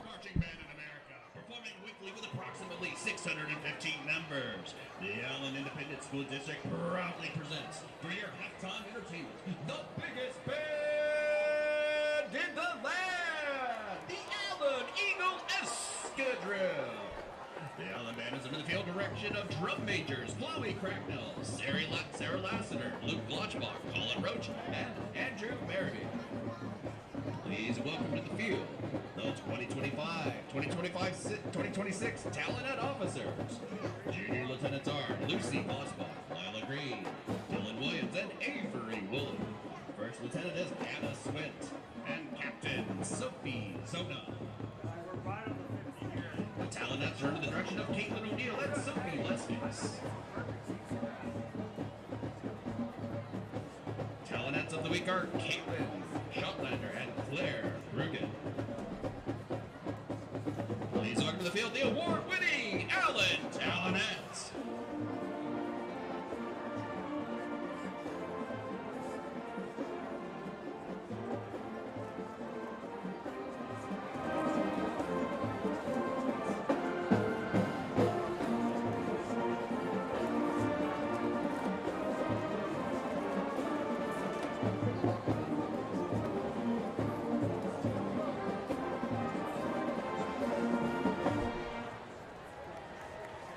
They will now perform California Girls.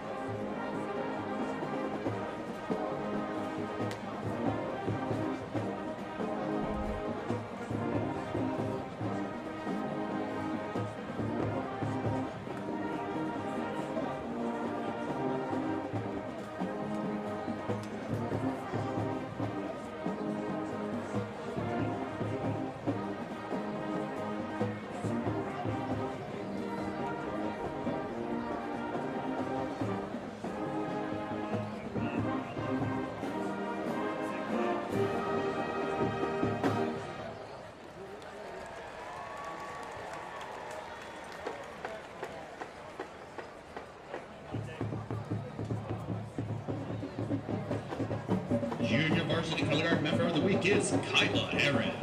Varsity color guard member of the week is Kaya Williams. Color guard officers for the 2025 season are Lola Suarez, Karina Clark, Kaya Williams, and Nate Rogers. The Allen Band is proud to present our 2025 contest show entitled Beneath the Waves. This afternoon, the band will perform Infinite Oceans by Oliver Davis, Ocean Eyes by Billie Eilish, and Niagara Falls by Michael Daughtry. Music is arranged by Carol Britton Chambers, Russell Wharton, and Tanner Leonardo.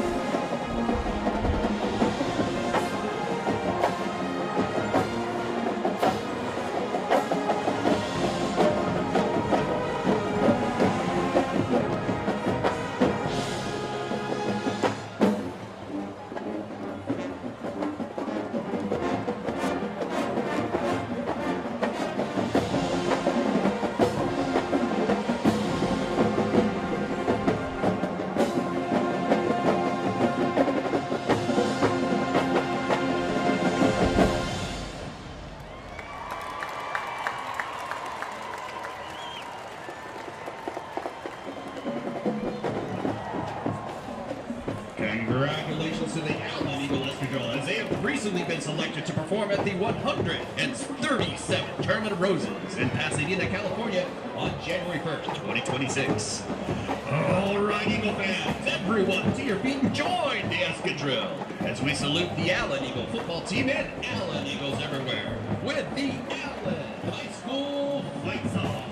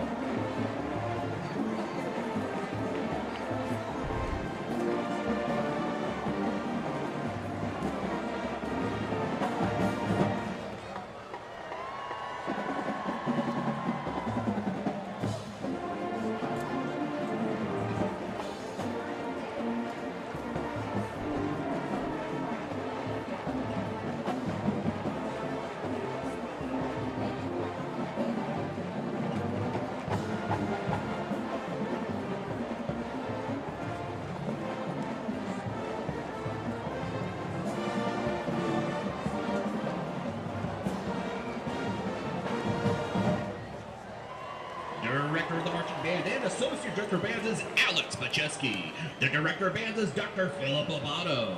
Director of Percussion is Miles Locke.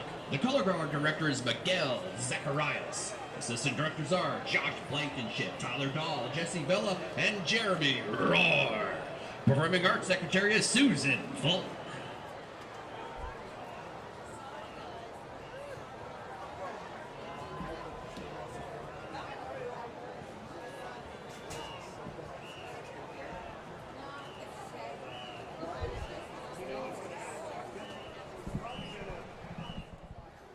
All right, our thanks once again to the Allen Eagle Escadrille, the Allen High School Talonets, Philip Obata, the director of the Allen Eagle Band. Next up, the Prosper Mighty Eagle Band and the PHS Talonets taking the field now. We hope you enjoy the show.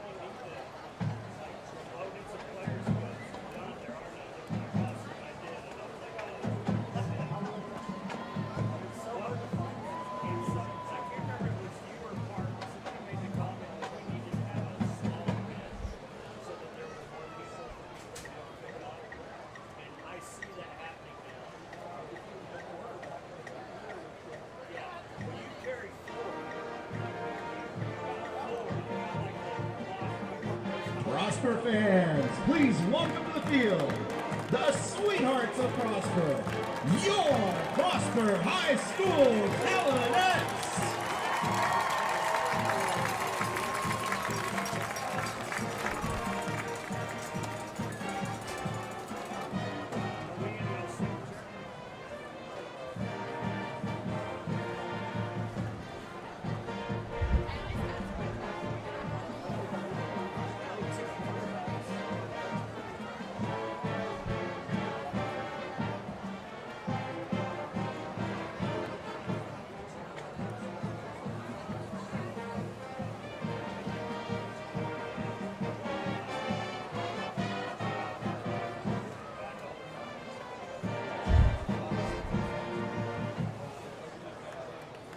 Your Talonet dance officers are Sophomore Lieutenant Molly T, Junior Lieutenant Ava Couillard, Senior Lieutenant Nicole Hall, First Lieutenant Chloe Rowan, and Captain Allie Moore. Your Talonet social officers are Tatum Berliner, Hayden Cox, Abby McGregor, Taylor Reese, Vice President Elizabeth Hensley, and President Peyton Chamblee. The Talonet of the Week is Sophia Hanna. The Spirit Girl of the Week is Mackenzie Lagore. The Talonette Teacher of the Week is Miss Almain. The Talonettes are under the direction of Ashley Sharp and Colleen Hunt. And now, enjoy the show!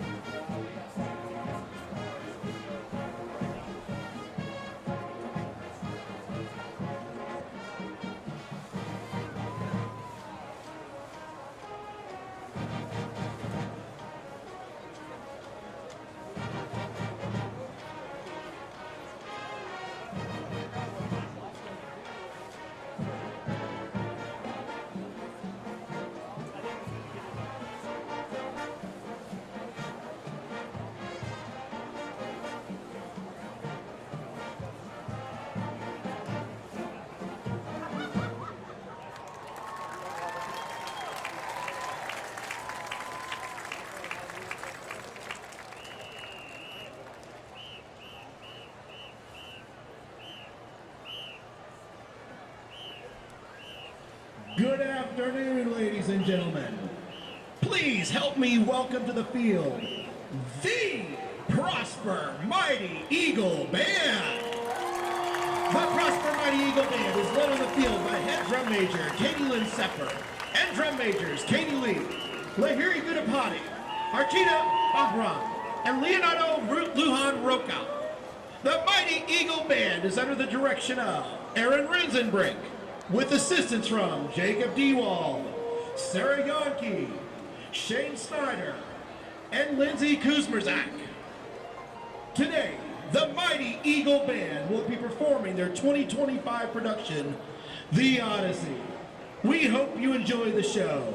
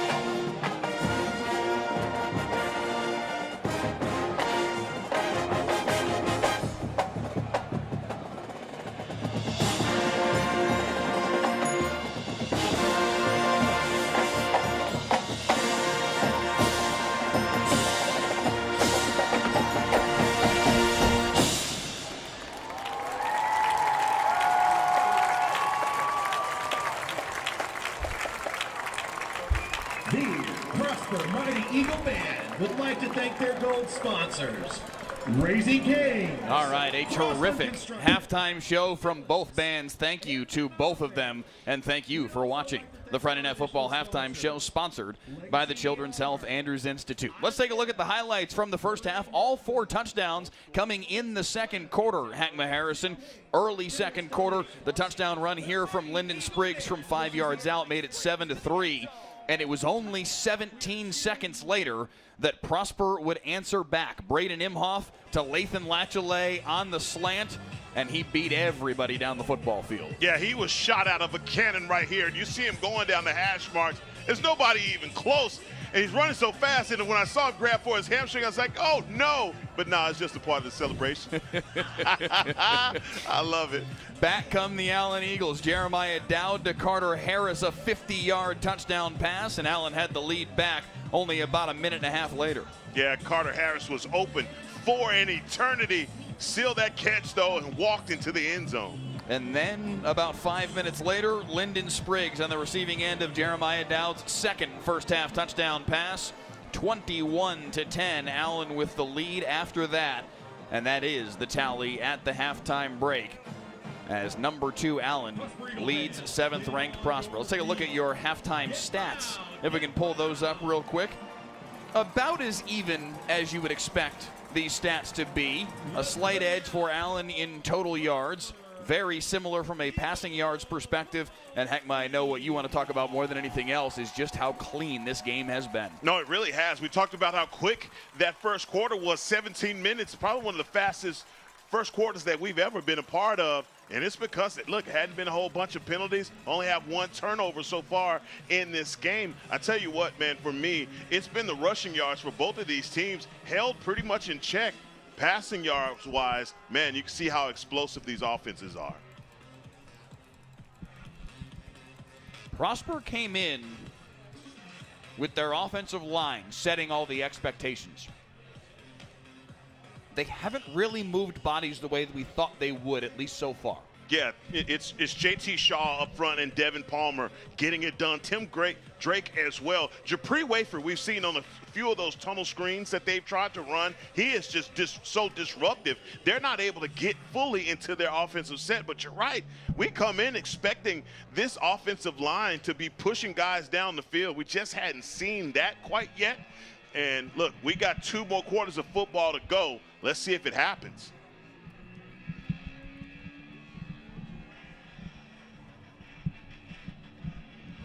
It will be Prosper to receive the opening kickoff here in the third quarter. Preston Hurlis to send it deep. Lathan Latchley, Nathan Haynes back to return. Kicking into the wind now. And a short kick to the up back at the 22-yard line. Met immediately at the 24. And that's where Prosper's offense will get started. This is the strength-on-strength matchup, Hackma Harrison. The Allen defense giving up just 6.9 yards, points per game this season against that big, bruising, powerful Prosper offensive line. Can they make something happen here in the second half? Now, I think they have to, but I think, one, they've got to try and figure out where is the weakness, expose it. Football is all about exposing those matchups, boy, and they just hadn't been able to hunt and find the right one. They were trying to get Wafer man-to-man a few times, but look, they adjusted and made some coverage changes. From their own 24, Imhoff to the air, far side, complete to Dallas Boozer, right near the sticks. A nice first play of the second half for the Prosper offense. 153 passing yards in that first half for the Eagles. 75 of them coming on the one play, the Imhoff to Lathan Latchley touchdown pass that is Prosper's only touchdown of the afternoon so far. Officially a gain of 8, second down and 2. Wafer showing pressure off the edge. They run into it, and Bryce Robinson's got a gash up the middle. Lowers his shoulder across midfield, and a first down for Prosper. Well, Mike, you give the request and you get it. You hit the answer right here from the offensive line, opening up that gaping hole to allow Bryce Robinson to run through. Man, that's easy stuff right there, boy. You have so much acreage in front of you, and Robinson takes full advantage. Prosper had just 50 rushing yards in the first half. They certainly would expect to do more than that in this football game, and a nice start on the ground here in the second half with the run by Robinson. Sets up 1st and 10 at the 47. He'll get the carry again falling forward, this time through the chest of Tim Drake, the defensive end, and 4 more. Well, do you think Coach Tyler Moore may have put a bug in these guys' ear at halftime? I think maybe a fire was lit the way that this offensive line has come out and firing off the ball. And worth noting, and shame on us for not saying this before right this moment, Bryce Gilmore is back on the football field. Despite going off with the injury there late in the second quarter, he's back at right tackle. The big Texas Tech commit, a 4-star prospect, pivotal to what they do, able to come back on the field. 2nd and 6, the throw near side, just too tall for Marcus McCoy. Imhoff had him open. Boy, I'm telling you what, they walled him off up front. They gave Imhoff all kind of time. But man, this deep crosser just not able to put that on the body of his wide receiver. That's a miss. 3rd down and 6, and the Allen Eagle Escadrille, whose performance you just saw.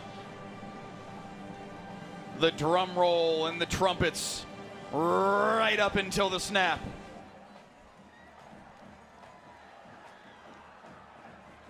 Imhoff protected, fires, complete. Boozer turns, has the 1st down. Well, this time, the Allen Eagles produce some pressure on the outside, but Braden Imhoff does a good job keeping his eyes up the field. So many times we see quarterbacks, when they start to get that pressure, they tuck and run. Yep. Not Braden Imhoff, keeping his eyes up the field and getting Dallas Boozer the ball. Yeah, as a pass rusher, you want to get the quarterback to drop his eyes. Braden Imhoff, veteran, showed that presence there and found Boozer for the 1st down. Robinson for 2. 2 minutes off the clock here in this 3rd quarter. I love this Jafre Wafer kid. He is amazing. Doesn't take any false steps. Ball is snapped. He's still in his stance. He just wants to make sure that he's shooting it right, but he has the quickness to get there. I love watching elite linebacker play. Japri Wafer there standing in the middle of your screen at the 28-yard line. Watches Imhoff pump and go, firing deep for Latchley, right on the money for the touchdown. Lathan Latchley with his 2nd score of the day. Imhoff dropped it right on him, but there is a flag down, and it's coming back. Oh, my.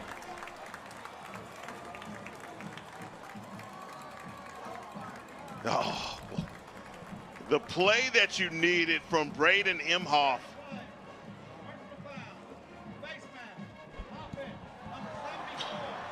Wow. Zayden Krempen gets called for a face mask, an offensive face mask. Yeah, I think they mean hands to the face. Usually they refer to it as hands to the face, but it was announced by Andre Liss, our white hat, today as a face mask. Regardless, it's a 15-yard penalty, and it erases a touchdown pass from Imhoff to Latchley that would have made this a 1-score game again. What a throw, though, boy. That's beauty. I mean, he couldn't have walked it down the sideline and then just handed it to him.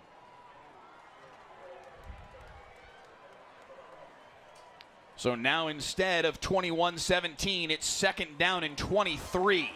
Another flag on the field, as again Latchley has the reception. Well, that came out from the line judge, and it came out quick. There's offsides here. Yep, defensive offside.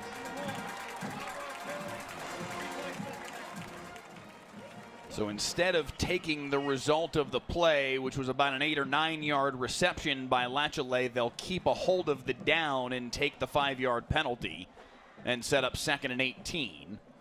2nd and 18 better than 3rd and 14 or whatever it was going to be. I'm not forgetting about Leighton Latchley. I know there was a flag on that last play, last touchdown. That fade route, I like him on the outside. They are going to take the result of the play. And in fact, it was a few yards more than I thought. It's all the way down to the 35-yard line, so they're going to take 3rd and 9 instead of 2nd down and 18.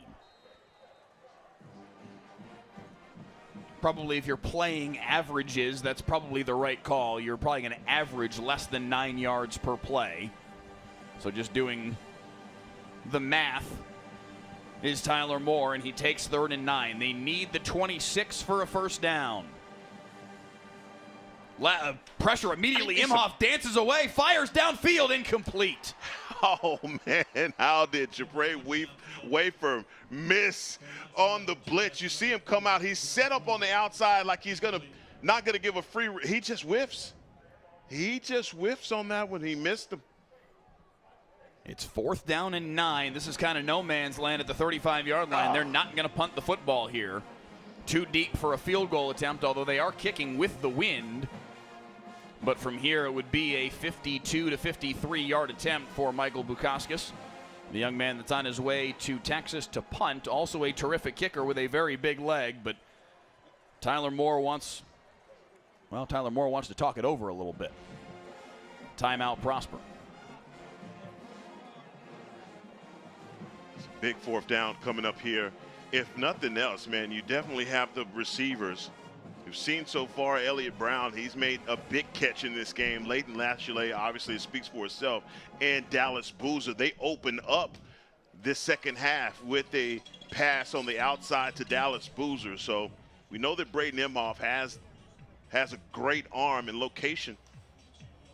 I think picking up this first down here is pivotal in this drive for them. Down by a few scores. Imhoff, one of the best young quarterbacks in the area. The starter a year ago as well for Prosper.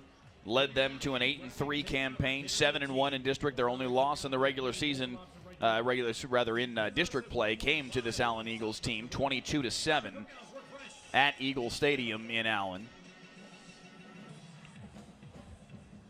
This year, now 19 touchdown passes on the season against just 3 interceptions on his way to Lamar. But this young man has got a difficult task in front of him on this play, needing 9 yards on 4th down.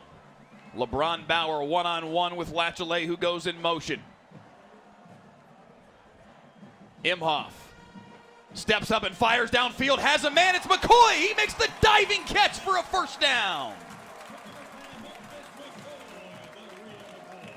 Marcus McCoy on the out.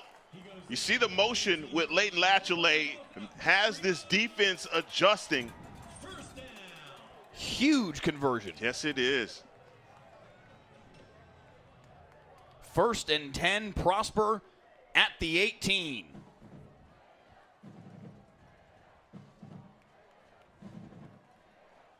Handoff up the middle for Robinson, breaking a tackle, and he's close to the 10-yard line.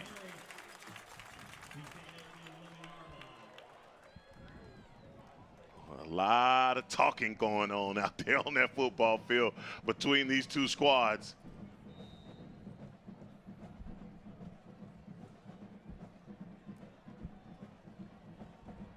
Watch this matchup down here on the near side between Latchley and LeBron Bauer.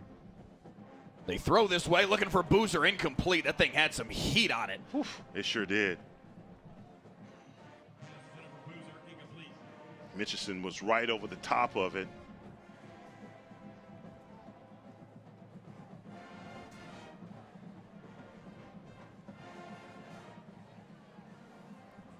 District 6-6A title on the line today here in Prosper. The Eagles down 2 scores, looking to start the second half well. They've got 3rd down and 2. They need the 8-yard line. Robinson on the carry. Has a seam inside the 5. First down and then some. Leg drive to the end zone. Touchdown, Prosper.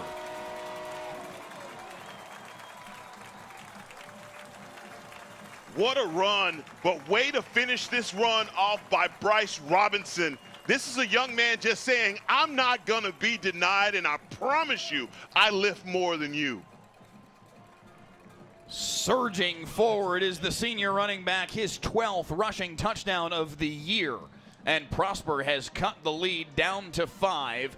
Extra point from Michael Bukauskas pending. It's up and through, and it is 21-17 here in Prosper. Heckma Harrison, exactly what Prosper needed to start this second half. Hey, a fire was lit at halftime, and these guys came out and they responded. It's so good to see Bryce Gilmore back in the lineup. They had to do it twice because had it not been for the illegal hands to the face from Crimpin, they scored earlier with Leighton Latchley. But this is how you finish off a run if you're Bryce Robinson, knowing that you need to have it. And you know what impresses me the most about what Prosper just did? Overcoming the penalty on Zayden Crimpin that erased the touchdown pass from Braden Imhoff to Lathan Latchley. They were set up with 2nd down and 23 after that and managed to overcome it, get the first down, continue their march down the football field, and ultimately it's Bryce Robinson that pays it off with the touchdown run, and it is 21-17 here early third quarter. And, Mike, it always comes down to those individual efforts. Although this is a team game, don't forget Marcus McCoy stretching out on 4th down to pick up the first down. Bukauskas, heavy foot into this one for a touchback. Kickoff travels out of the end zone, goes about to the 25-yard line, 1st and 10, Allen. Now let's see if the Allen Eagles have a response.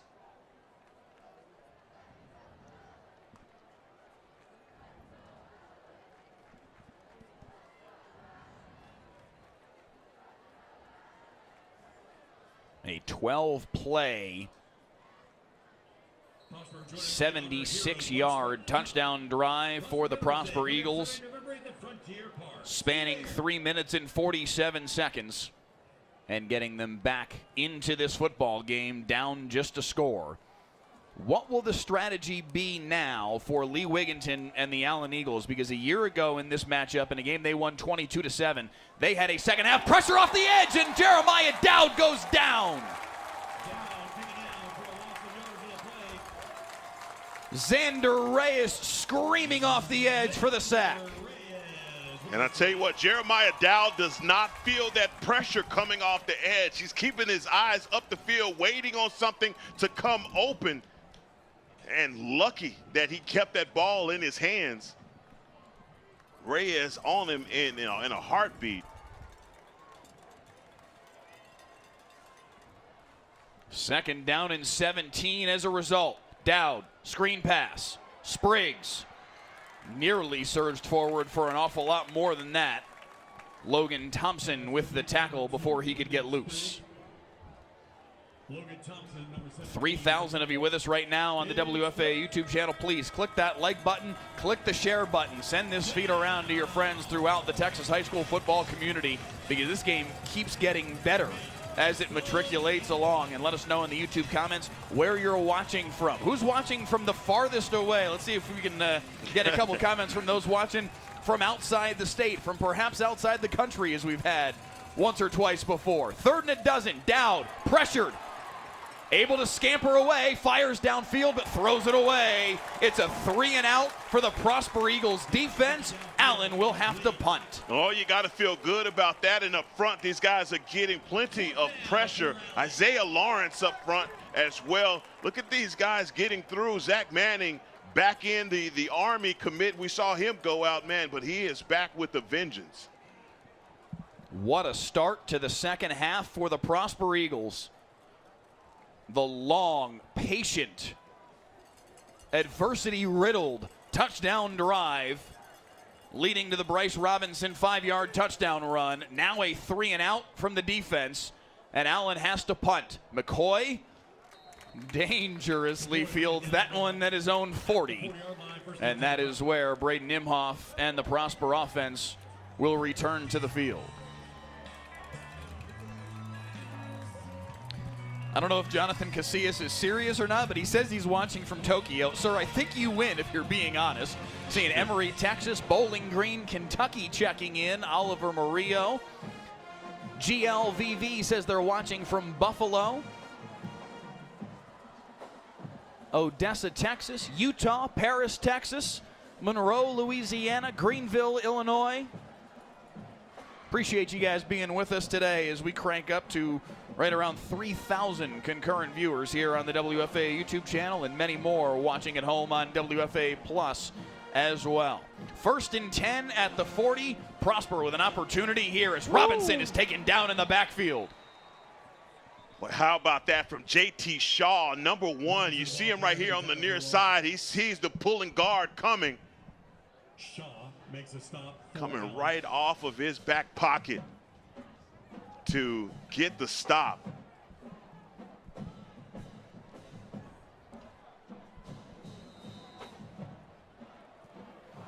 A loss of a yard on the play. It's 2nd down and 11.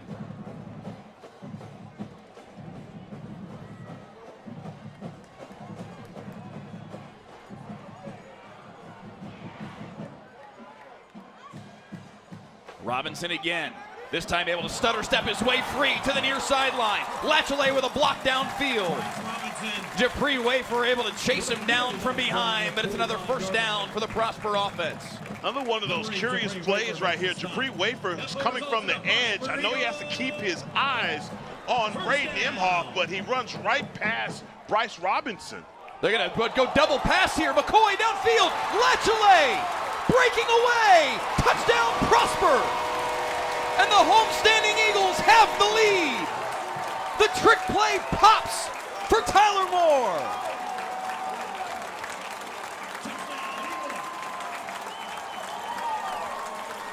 Boy, this is how you respond after going into halftime down. Call it a trick play, call it whatever you want to. Touchdown for the Prosper Eagles, and the momentum is over here on this side with the guys in black. Marcus McCoy with the trick play. Hits Latchley for the touchdown. And Prosper has a 24-21 lead.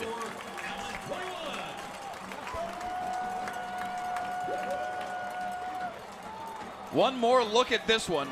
Can we crank it back to the very head of the play, Clay Marshall, our director? I think that's a forward pass. I do too. I do too. That's why I wanted to see it again. That was not ruled on the field as a forward pass. Yes, that is absolutely a forward pass from the Prosper 49 to midfield. That play should not have counted. There's no equivocation whatsoever to me, right? No, not at all. I mean, and the thing about it is, right from the beginning, the trick play part of it, I thought that was out of the equation when you saw the forward pass to begin with. So both kind of looking at each other like, okay, what's going on here? But it counts as 7 points. And again, the momentum right now firmly on the side of the Prosper Eagles. Listen, I will say this. Andre Liss and his crew have done a really nice job today in what has been a very clean football game, but they missed that one. Absolutely a forward pass from Braden Imhoff to Marcus McCoy prior to the second forward pass of the play. Ahead downfield to Lathan Latchley for the touchdown. That was a double pass and should not have counted. There's no two ways about it. Oh, boy, that's... Tell you what, you have to go to AT&T Stadium. They're in the state titles to get the replay.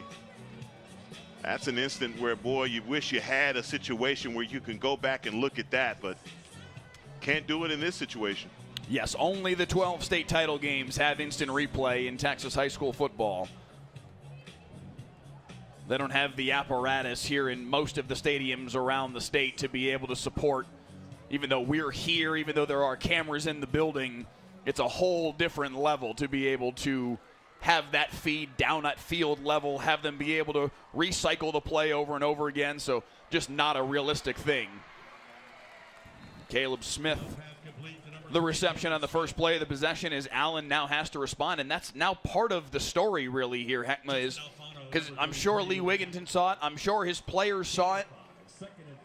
Yeah, that's a gut punch to have a play like that pop when it shouldn't, genuinely shouldn't have counted. Yeah, I think that's the one thing that confused everybody for Allen, knowing that that play shouldn't have counted to begin with, but nonetheless, they have to respond now. 24-21, the lead for Prosper as the handoff here goes to Hambrick, and he falls forward for a pair. YouTube comments obviously lighting up, no surprise there. Commenter named Aaron says UIL got to step in here. I don't think it rises to that level. There are missed calls all around the state on a game-in, game-out basis. That happens. It's unfortunate it happens in a game of this import. It's unfortunate that it happens in a spot like this where the lead changes hands, but it's not. We're not talking about a situation where it needs state down review. It just that's not realistic as Hambrick falls forward for a first down. Aaron says blow the whole thing up. I don't want to hear that, Mike. We need a replay. We need to have a red flag to be able to be thrown, and we replay this thing. What are you talking about? Let's get the UIL involved. Call the lawyers. Yeah, comment here from Kerry Reams. It's not too much to ask to recognize a lateral. I think, honestly, that's probably the most egregious part about it is it wasn't really all that close. It was a full yard forward. It was a missed call. There's no two ways about it. Screen pass here for Caleb Smith, and he fights his way for only a yard on the play. Nice job by the Prosper defense. They're starting to see these screens coming a little bit more. Yes, they are, and they're breaking on it immediately. Then see the motion coming earlier. I think he just picked up two yards on this play, and again, it's like a glorified run basically for the Allen Eagles. And you know when they get them going side to side like that, they try and take a shot over the top. So that's what the Prosper defense has to be looking for. Give him 2, in fact, on the play. 2nd down and 8. How will Jeremiah Dowd and the Allen Eagles respond? 2 quick touchdowns here in the second half from Prosper to take the lead. Spriggs with the handoff, and he's got a seam into the second level and into Prosper territory. What a run right here by Spriggs. And again, he has his lead blocker, the freshman Jayden Davis, leading him through the hole. Spriggs again. Spriggs bouncing off of tacklers. Good, tough run from the junior. Spriggs, the ball carrier. That's what they got to get right back behind that running game. Let their offensive line take care of some business for them. Right now, Prosper is riding high after those 2 big scores.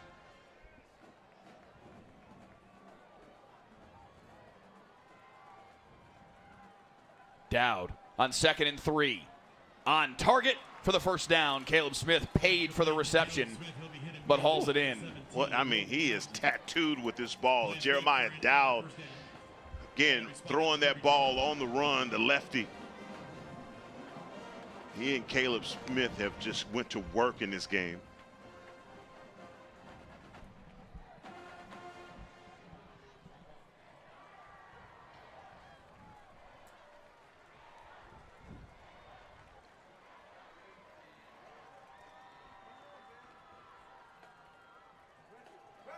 Dowd to Spriggs.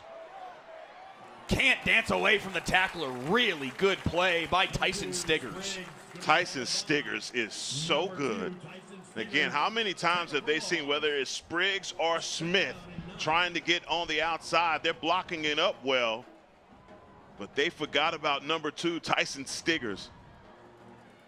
Smith now with blockers in front, got around the edge. Cut off quickly. A pickup of 7 on the play. Flag down way on the near side, way away from the play.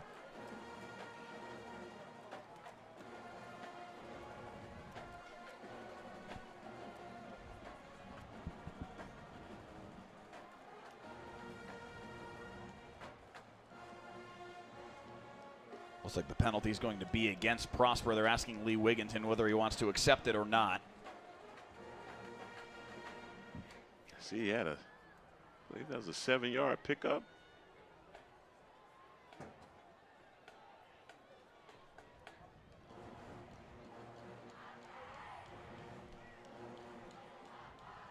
Still not entirely clear what's going on here. Illegal substitution. Defense, 12 men on the field at the snap. 5-yard penalty from the previous spot. Second down.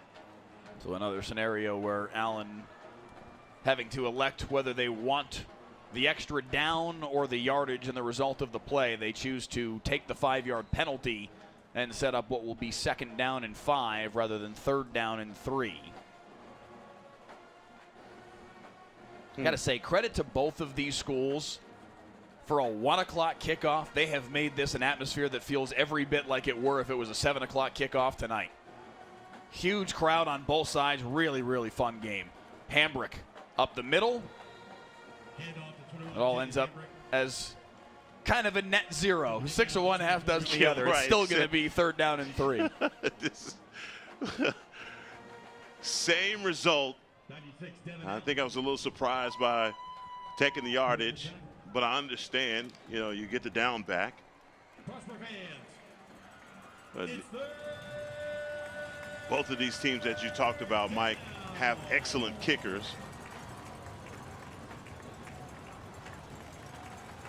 Definitely in Hurlis's range now. From here, it would be about a 41, 42-yard field goal. 3rd down and 3. They need the 21.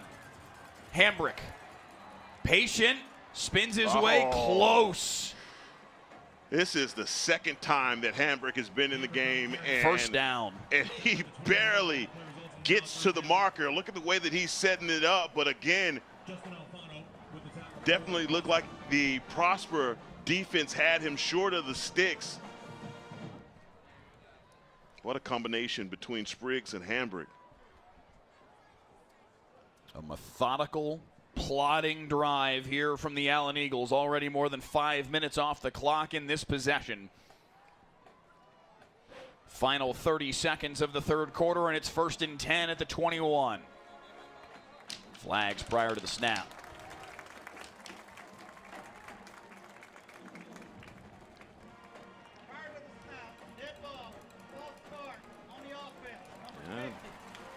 Take him to center. I think no one can start until he gets going. So definitely some miscommunication there on the snap. So call it 1st and 15 now with 20 seconds and moving here in this 3rd quarter. Allen does not have to snap it before the start of the 4th if they don't want to. And it appears they don't want to. 24-21, the score through 3 quarters. 4s in the air in a terrific Texas high school football game. Prosper with the lead by 3 after 3. We'll be back with the 4th quarter of this one in a minute.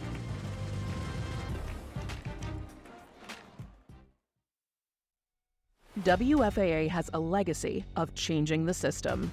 Most recently, we did a story on ankle monitors and how they don't work, and how criminals are committing crimes with ankle monitors. And there's legislative change coming. Our 2-year investigation caught the attention of state representatives. Now, it's a crime to cut off ankle monitors. I want people to see things that we need to hold people accountable for.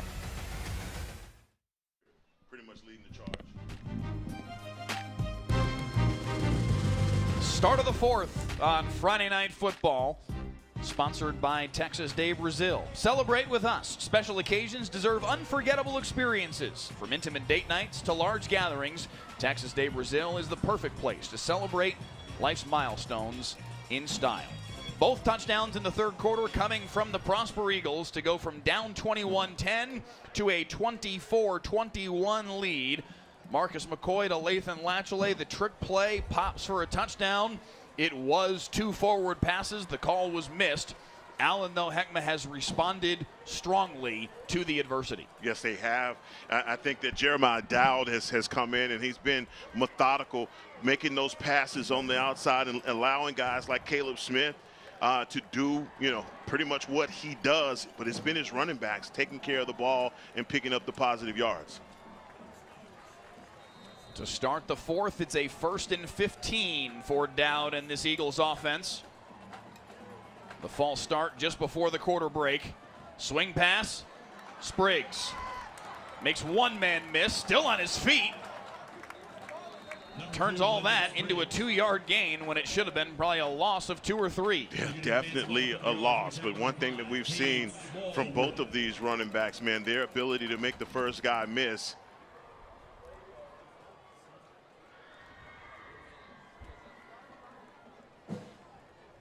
Second and long for Allen.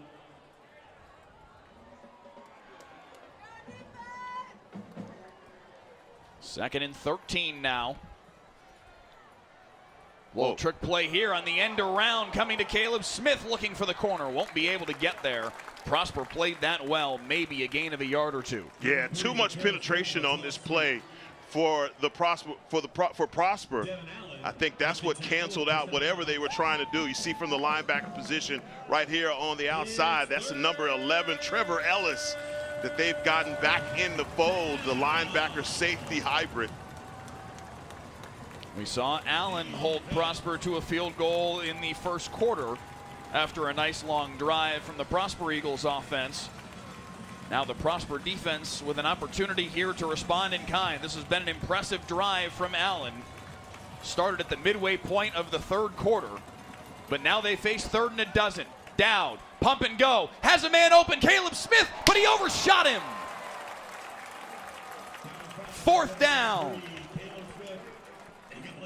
Oh, he had him, Mike, and I think the pressure makes him force this throw. If he just had a half a second. So Prosper's defense does come up with a defensive stand in their own territory and forces a field goal attempt here from Preston Hurlis. It will be a 40-yarder from the right hash. Hurlis has enough leg, but no good wide left. No good, and all of that for Allen comes up empty. Oh my goodness. This Allen Eagles offense, they are kicking themselves right now, specifically Jeremiah Dowd. He feels like he missed an opportunity on the outside to Caleb Smith. But then to come away that long of a drive with no points. Now Prosper with an opportunity here in the 4th quarter. How valuable would points be to them right now? A 24-21 lead in a series that has blossomed into a rivalry over the course of the last 8 years. This is the 8th consecutive year that they have met. Allen won big early on in this series. Allen was the big brother on the block up here in North Texas, and they won big early on. Prosper steadily worked their way back further and further as that play nearly was a disaster. Latchley slung for a loss as they tried to work him around the formation. Heckman, it just didn't work. No, this play was a disaster, Mike. If you're going to lose, I believe that's a 5-yard loss on this setting up 2nd and 15. That is not the way you want to start this drive off. See how patient Prosper is on this drive, how much time they try to work off the clock. Play clock down under 10 before they snap it and hand off up the middle here. Not a lot of running room, maybe a gain of 2 for Hudson Bowen.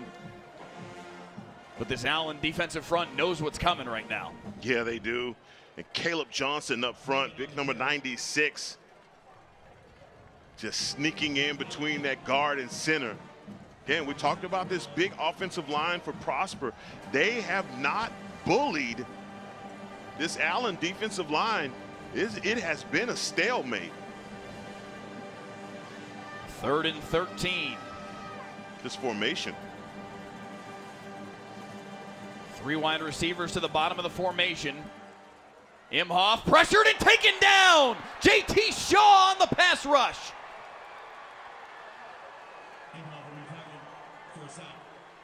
Hey, this big fella J.T. Shaw wearing number 1. He is putting in that work over there with Zayden Crippen, the Texas Aggie. Boy, does he have his hands full. He's had to deal with this young man coming downhill the entire game. What a response, though, by Allen.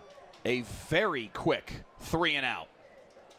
The negative play on the little flip to Lachele started things off poorly here for Prosper. Danger zone on this kick right here. No doubt about it. It doesn't look like Allen's going to try and come after it. They do have a guy get free, though. Bukauskas, who had one ugly punt already today, has another one. Where are they going to mark this football out of bounds? Still walking down the near sideline all the way to the 24 is the field judge, Sean Griffin. 1st and 10 for Allen in fantastic field position. The ball was at how long was this kick? The last one that he had was 17 yards.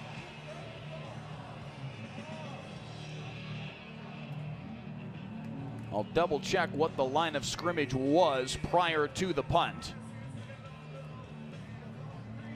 It is presently at the 24.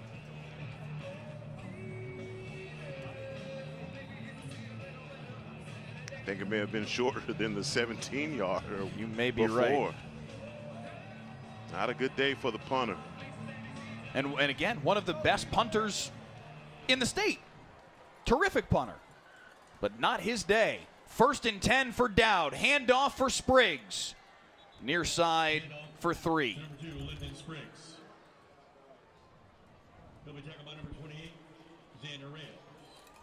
I think, you know, we were talking about it here on that last drive.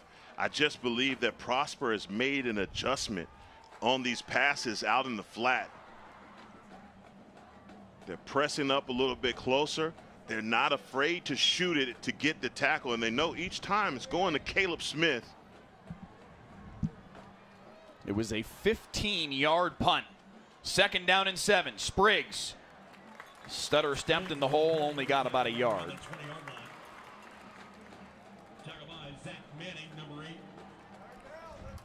Wow. Pressure on the Prosper defense. They stood up a moment ago and forced a field goal attempt. Can they again here on 3rd down and 7? Well, they are going to have to get some pressure into the face of Dowd. Right now, just all they need to do is get to that 14-yard line. Dowd, swing pass. Caleb Smith, undercut! Brilliantly played by Tyson Stiggers. And like I said, Mike, this Prosper Eagle defense, they have adjusted. And Tyson Stiggers, no guesswork right there. Just turn and attack. So again, on comes Preston Hurlis to try a field goal yet again. Great job by the Prosper defense to get a quick stop after the poor punt. This one from 37 yards on that same right hash. This time Hurlis is on the money. And it's a tie game at 24 all.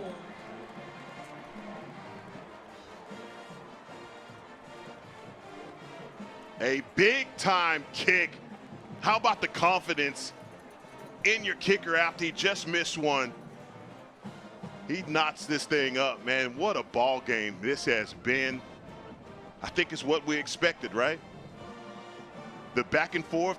Every bit of what we expected. The ebb and flows. Maybe we didn't expect for those punts, though, but still.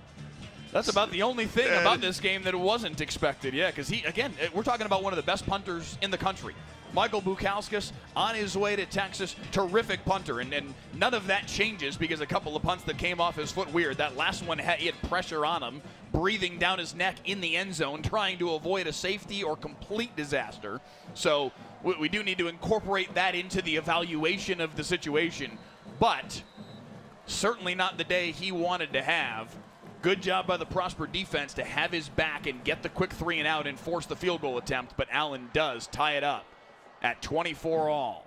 That kickoff into the end zone. And Braden Nimhoff and company will start with the football at their own 25 with 6:52 to play. The last time they got a score, it took a trick play. What is up their sleeve for this drive? for Travis Wilson and Coach Tyler Moore.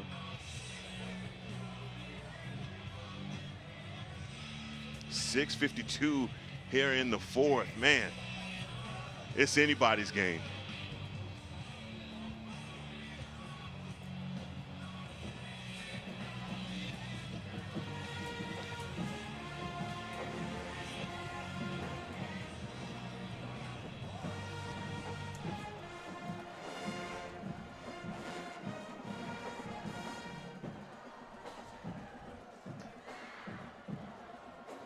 Imhoff, screen pass. Nice catch by Trevor Ellis. Following blockers for a first down. Ellis been injured much of the year. Finally getting back on the field and making a nice little grab here.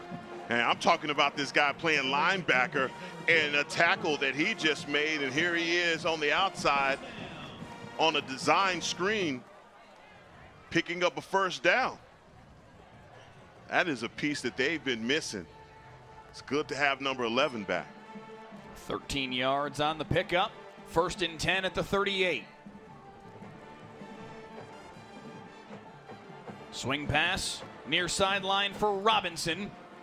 4 white jerseys, now 5 joining the pile. A pickup of 5 on the play. Maybe giving this Allen Eagle defense a taste of their own medicine. They've been spreading them out, kind of hitting them on the outside as the Allen offense. Now Prosper doing the same thing. Past the midway point of the 4th quarter in a 24-all tie. Imhoff. Diving attempt incomplete. Would have been a spectacular catch by Dallas Boozer. Boy, that would, and I'm talking about that's all fingertips right there and his ability to keep his toes in bounds as well. Talk about Imhoff putting that thing to the sideline. Big 3rd down coming up here for this Allen Eagle defense. 3rd down and 5. Prosper needs the 48.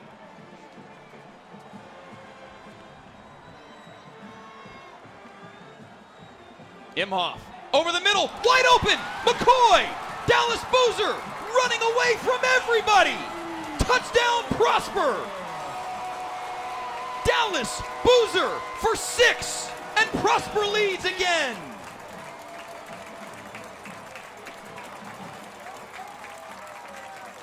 Well, somebody forgot about number 4, wide open. There's not even an Allen Eagle in the screen yet. Obviously, miscommunication on defense, and there goes that hamstring celebration again. No, he just looks like LeBron Bauer misread, and there is Dallas Boozer all by himself. 57 yards on the hookup from Imhoff to Dallas Boozer. Prosper answering back, but PAT no good. That is a critical point in this football game. Ooh, that's no good. That is huge. That is. In a series, by the way, that has had a 1-point final margin before. A 37-36 Prosper win. The last time Prosper won this game 2 years ago. Again, you see LeBron Bauer. And again, maybe just a misread. I think he lost his footing. They had it was a mesh route between, I believe it was Boozer and McCoy that were on that right side of the formation, and they ran crossing patterns, and the 2 defensive backs for Allen got feet tangled up, and that's what left Dallas Boozer wide open. Yeah, there obviously cause and effect there that works out for Prosper. But again, for Dallas Boozer to be all by himself like that, boy, they caught you asleep. But again, the PAT missed, and it remains 30-24. Will that point be super important? Kickoff from Bukowskis into the end zone. Throws out of the end zone for a touchback. Allen takes over their own 25-yard line. First and 10. Allen down 6 on the road.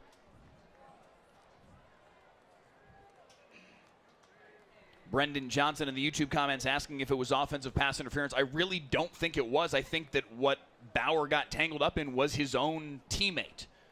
And it's a mesh concept that is designed exactly that way to try and create that traffic and have somebody get caught in that trash. And that's exactly what happened, and it left Dallas Boozer wide open. Yeah, needless to say, like I said, when you have a guy that wide open running by himself, there's obviously cause and effect to it. But here offensively, boy, Allen has to make something happen. 5:27 in the fourth quarter as they take back over, and the handoff to Spriggs goes for a pair. The play calling right now, I mean, you know, it's been pretty much east and west on the play calling, and then taking your shots up the field.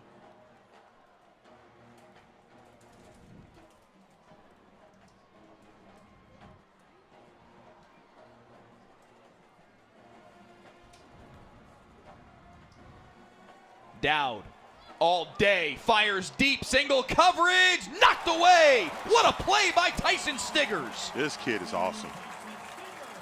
This kid is awesome.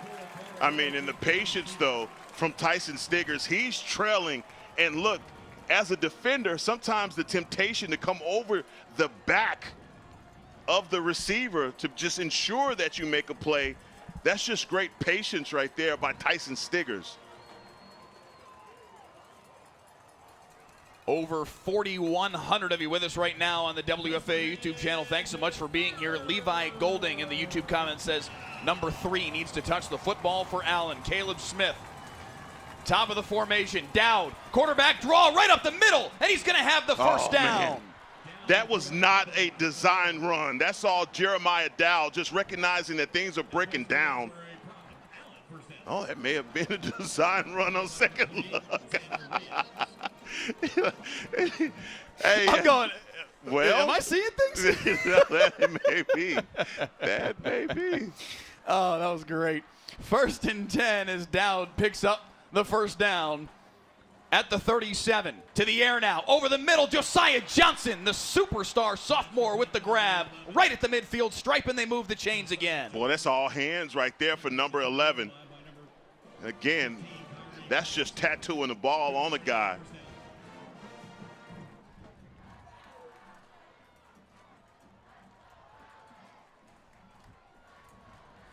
Jeremiah Dowd coming up big.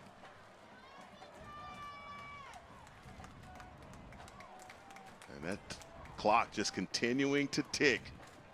Under 4 to play. No reason why Lee Wigginton can't be patient here with that missed PAT. They don't need to hurry in any way, shape, or form No. as Johnson makes another nice grab.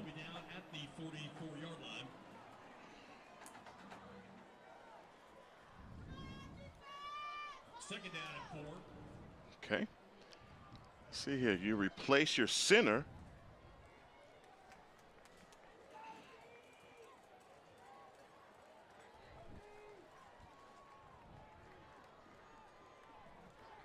Henry Hastings now snapping at their starting left guard instead of Jayan Talib, who has some offers, including one from Texas Tech. Worth keeping an eye on the snap here. Perfect to Dowd, who swings it out to Caleb Smith. Smith bottled up, falls forward for a pair. It'll be 3rd and 2. And Talib right back in the game is 75. Alexander Tinsman runs back to the sideline. 3rd and 2. They need the 40-yard line. Allen with all 3 timeouts still remaining. The 2-minute timeout to work with as well. Dowd, pump and go, wide open up the far sideline, and Spriggs backpedals his way to the 25. And all of that is set up by the look over here at Caleb Smith. Look at the 3 defenders down there with Caleb Smith. They forget all about Springs. First and 10 for Allen at the 25.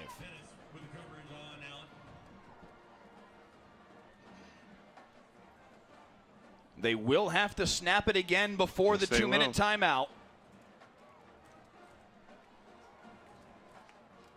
Lee Wigginton and his offensive coordinator, Larry McCray, barking out instructions. Down to 3 on the play clock. Hand off to Hambrick. Right up the middle. Jaden Hambrick lowering his shoulder, and he's inside the 15. First down, Allen again. Goodness gracious. Jaden Hambrick right now, again, right up that A gap, and does not get any contact until he gets to the safety, Logan Thompson. And there is the 2-minute timeout. They'll probably reset it to 2 minutes again, and they do. Allen still with all 3 timeouts left. Prosper only with 2. And heck, that matters here as Allen sets up out of this 2-minute timeout with first and 10 from the 14-yard line. If Allen can get one more first down, they will be in a position where this game can end with no time on the clock if they play it well. Now, the fact that they need a touchdown, not a field goal, makes that harder to execute because you still do have to finish in the end zone. You can't just settle for a field goal. But Prosper now at least needs to start considering using their own timeouts to preserve whatever they can on the back end of whatever happens here for the Allen offense. You got to be thinking about time, Mike, but for one thing for Allen, they could care less about any of that. What they know they have to do is get the score and the PAT to go with it. So, look, a lot of different things have to happen for Allen right now. Yeah, you could be worried about time all you want to, but you better get that score.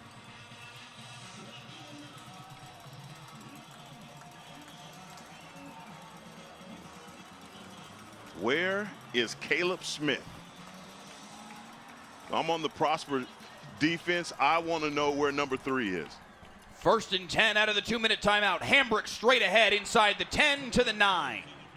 I don't know if Hambrick has dynamite in his pads or what, but they don't want to tackle him. No timeout yet for Prosper. 100 seconds left in this football game. Dowd gets the call.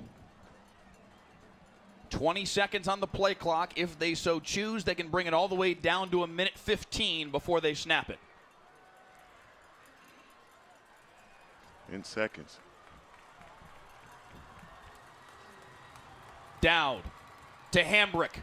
Hambrick makes a man miss, pushes forward inside the 5. Hambrick Touchdown. to the 1. Is he in? Yes, sir. Touchdown, Allen. With 1:12 to play, Allen is tied it at 30.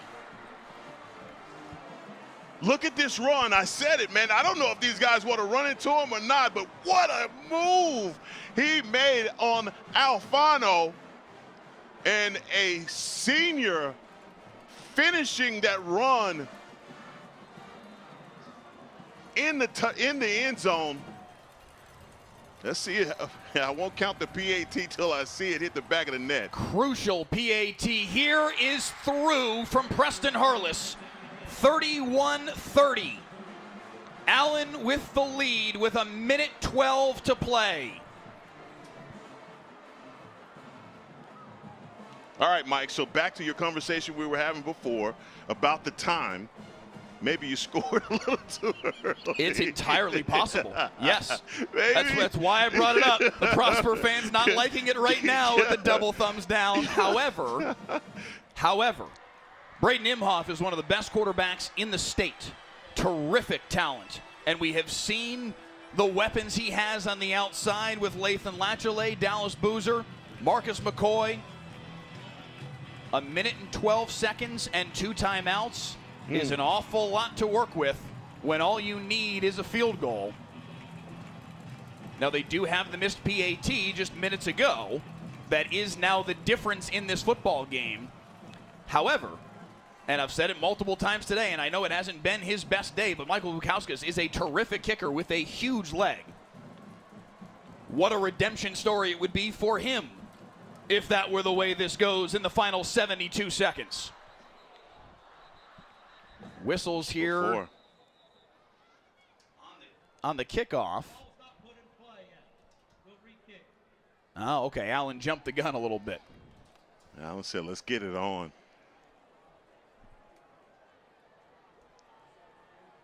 Whew.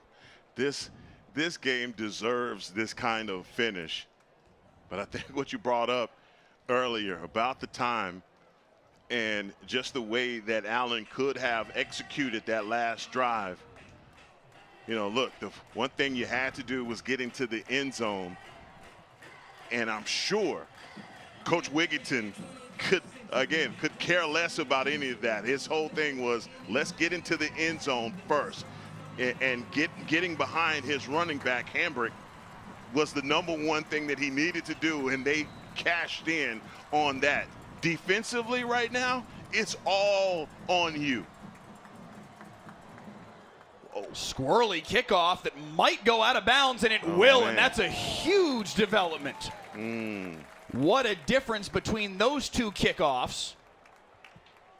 Preston Hurlis wishes he had that one back. The first kickoff that came before the officials had given the ready for play signal was a terrific kick for a touchback. The second time around, out of bounds on the near sideline, and Prosper's going to start with terrific field position.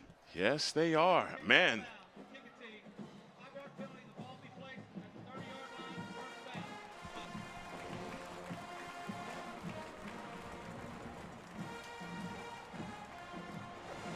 Prosper is going into the wind here, which will matter relative to the field goal range for Michael Bukauskas.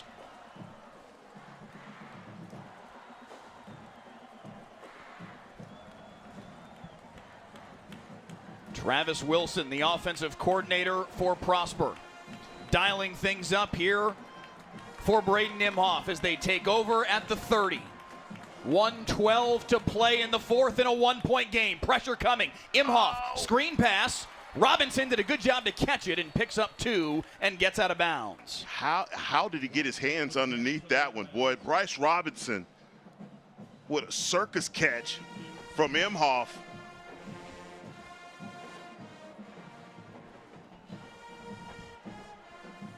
A pickup of 2 on the play.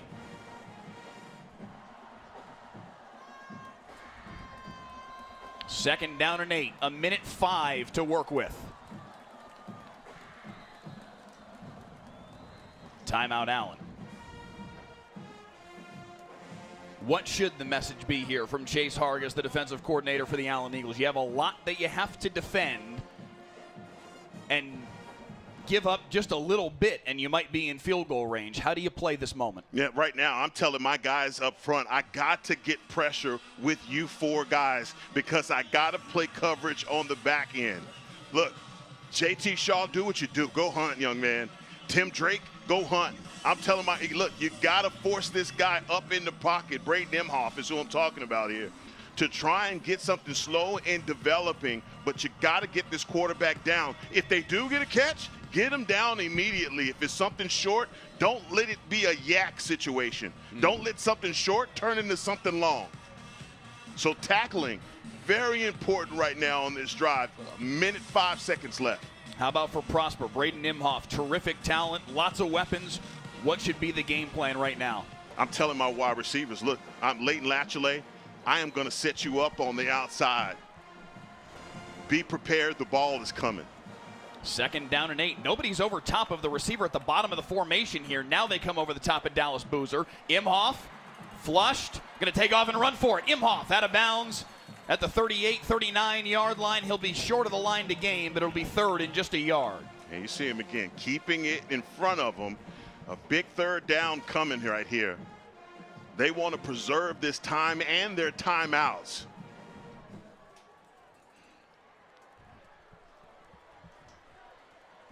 Tim Drake got plenty of pressure, but got pushed inside, and that's what allowed Braden Imhoff to get out to the outside. Under a minute in a 1-point game, a missed PAT, the difference in this football game right now. Imhoff, pressure from behind, up in the air, incomplete. Flag on the play, way away from the pressure that was on Imhoff. Allen's going to scoop this up and go to the end zone just in case, but it is ruled an incomplete pass, and there's a flag downfield in the coverage of LeBron Bauer on Dallas Boozer.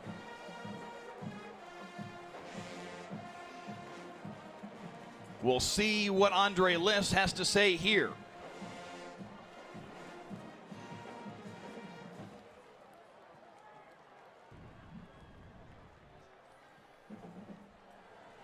During the play, holding, defense.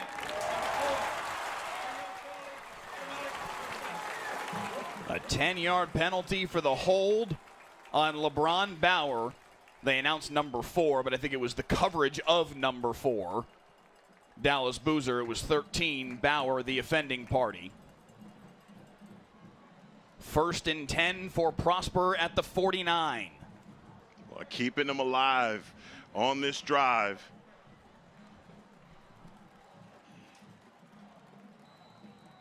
Distance-wise, what do you think distance is for the kicker? 50?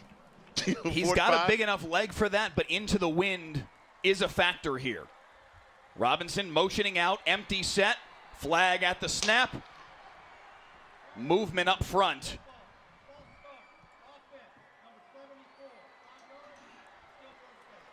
Zayden Krempen, the offending party with the false start, the stud left tackle on his way to Texas A&M, and it's 1st and 15. The clock was stopped because of the penalty on the prior play, so no 10-second runoff necessary despite an offensive penalty. But now Prosper needs the 41 in Allen territory for a 1st down. Imhoff. Pump fake, looking up the seam for Boozer. Too tall. Bauer had a chance to pick it off, but it was too tall for him too. Unbelievable. And again, a great job by this offensive line for Prosper, giving Braden Imhoff all kinds of time, but they fooled him. He's trying to throw that into double coverage.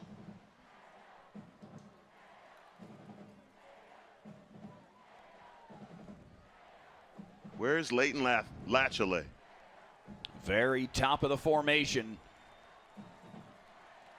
Alongside Trevor Ellis. Robinson motions out again. Stepping forward is Imhoff. Looking, scanning, has a man wide open, threw it behind him. Oh my goodness, he had Marcus McCoy wide open.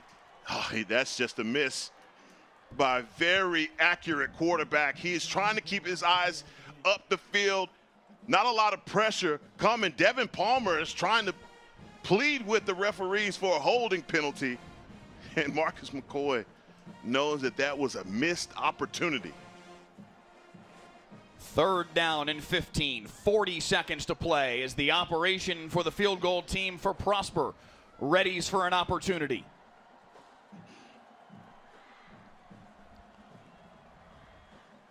Imhoff, protected, dances backward, looking, trying to find Robinson. Bauer knocked it away. It's going to be 4th down for Prosper. What a play by LeBron Bauer. He is man-to-man down here with Bryce Robinson. And again, Braden Imhoff just keeping his eyes up the field, trying to find something.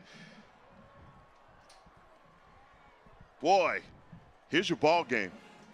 This Allen defense that gave up just 6.9 points per game this season coming into today. You knew that they weren't going to hold Prosper to that type of point total. But they are standing up huge right now in this moment. 3 straight incompletions forced. It's 4th and 15 for Prosper. They have to get to the 41 for a 1st down. Imhoff, pressured, over the middle, has Dallas Boozer. Boozer's got a long way to go, gets a block from Robinson, and he dives for the 1st down. What a play from the senior Boozer. And Prosper moves the chains improbably. And that crossing route right there just confused this secondary. Time. 17 seconds and moving. Prosper doesn't see that the clock's moving. They finally get the snap off. Imhoff stepping forward, down to 10 seconds on the clock. Imhoff scanning, fires, incomplete, but a ton of time came off the clock. Down to just 7 seconds to play. What?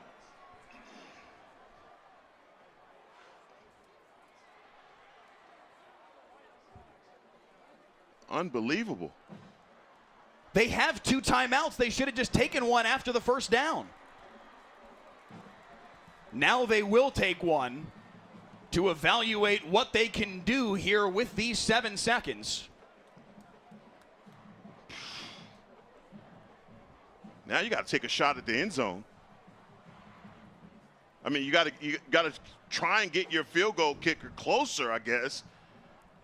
Yeah, a field goal from here is not in the cards. You're kicking into the wind, and you're talking a 57, 58-yard field goal. That is not realistic to ask of a high school kicker. 7 seconds is long enough, given that you still have the one timeout remaining, that you can throw the football anywhere on the field, but everybody, as they're discussing right now in this huddle, has to know you catch the football and you get down immediately and hit the timeout. And if you can get 12 yards closer, 18 yards closer, and give Michael Bukauskas a chance, that's a possibility. As Tyler Moore talks with his team in the huddle. Yeah, and all of these guys, you got to make sure you reiterate this before they leave the huddle. Catch the ball and get on the ground. Don't try and play hero ball right now at all. And look at these safeties. Look at how far back they've moved these guys. So it's going to have to be something quick, Mike. Did Boozer not get out of bounds on the 4th down conversion? That's another piece of this. Quick throw, far side.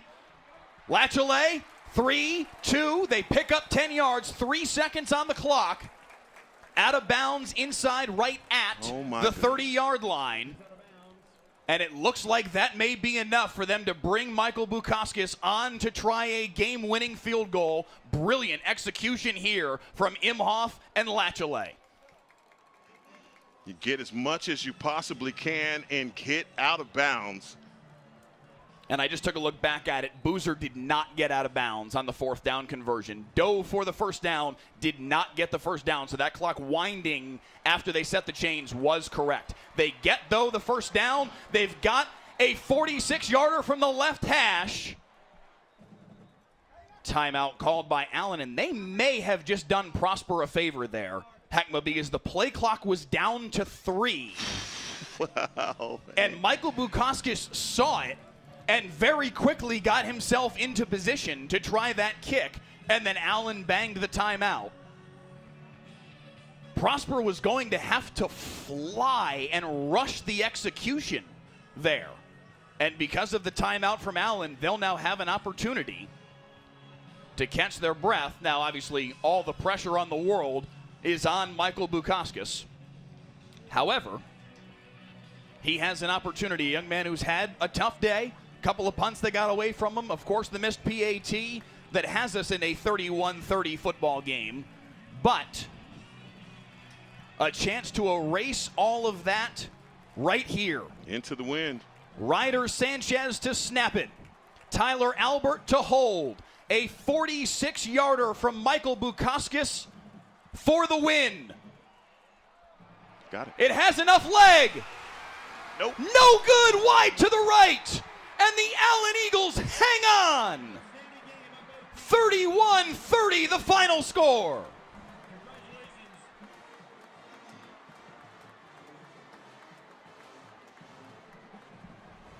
Bukauskas, it's lined up for him, man, and just not enough leg in it. And as you stated, Mike, he was kicking it directly into the wind. I wonder how much of a mental game that plays on him as a kicker after missing the PAT. That's a lot to ask for that young man. But what a ball game this has been. 31-30, the final score. Number 2, Allen hangs on for the victory. Prosper with a terrific drive down the field. A brilliant 4th down version from Dallas Boozer. The throw from Imhoff to Latchley to set up the opportunity at that 46-yarder, but it misses just wide to the right. No good, and Allen hangs on. A terrific, terrific football game, but that posture from that young man right there is all of Prosper, Texas today. After one of the most magnificent football games we've ever had here on Friday Night Football. Oh, my gosh. What a game. What a game, Mike. I mean, here's the deal. I want to go back to a part there on that last drive from Prosper. Look, maybe that was the plan from Tyler Moore the whole time, but I just felt like, you know, you have those timeouts. call it, especially after Dallas Booker. You see that he doesn't go out of bounds. That gives you another 10 seconds? Yeah, probably. Probably. That play ended with, I want to say, like 23 seconds. I'll try and blink it back and take another peek at exactly what the clock was at when he had the first down. Look, I counted. It's about 10 seconds went by before the ball was snapped. And again, knowing the situation, just pretty much put yourself behind the 8 ball, and here you are with 7 seconds. And I'm trying to use my football brain to see, like, maybe that was the execution all along, to leave as less time as you possibly could because you knew you were going to kick it. I don't think so. Yeah, again, I understand, Mike. I'm trying to cover all my bases just to see. There were 23 seconds on the clock. Oh my! When Dallas Boozer picked up the first down, the clock stopped at 23.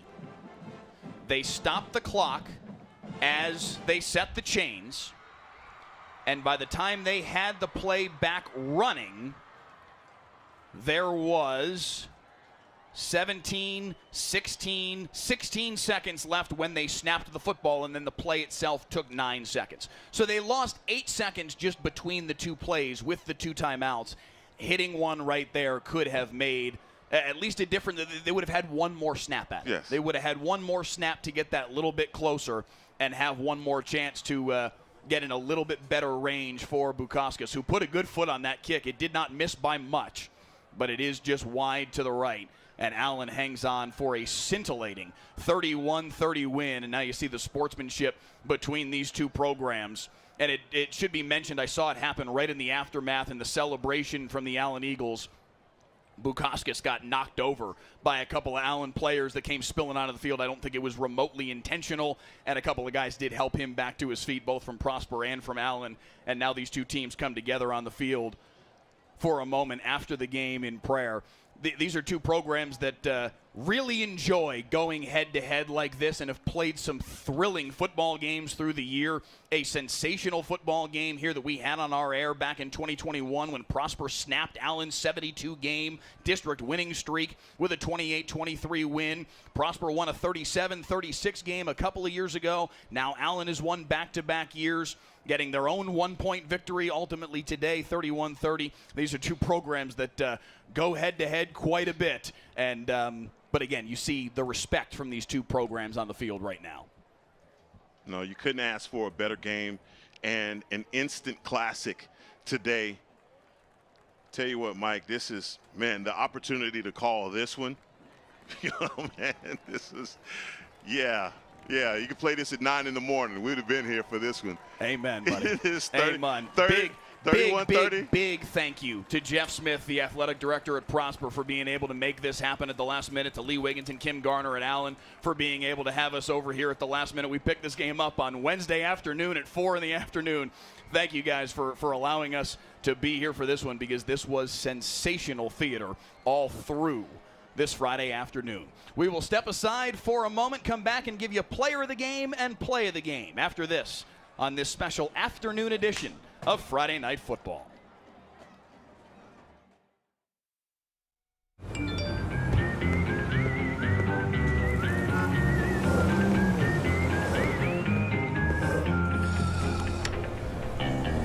Thanks, Delkus.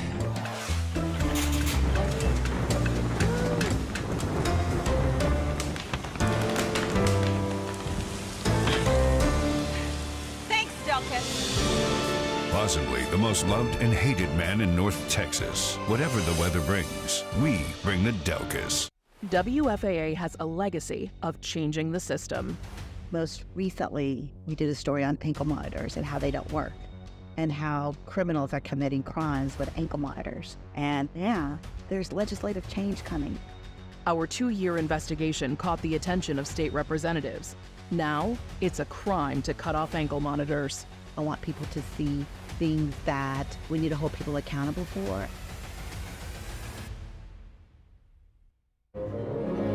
North Texas, it's a hot one today. If you're planning on taking the pumps out, make sure to protect your paws. That asphalt is going to be hot. Thanks, Delkus.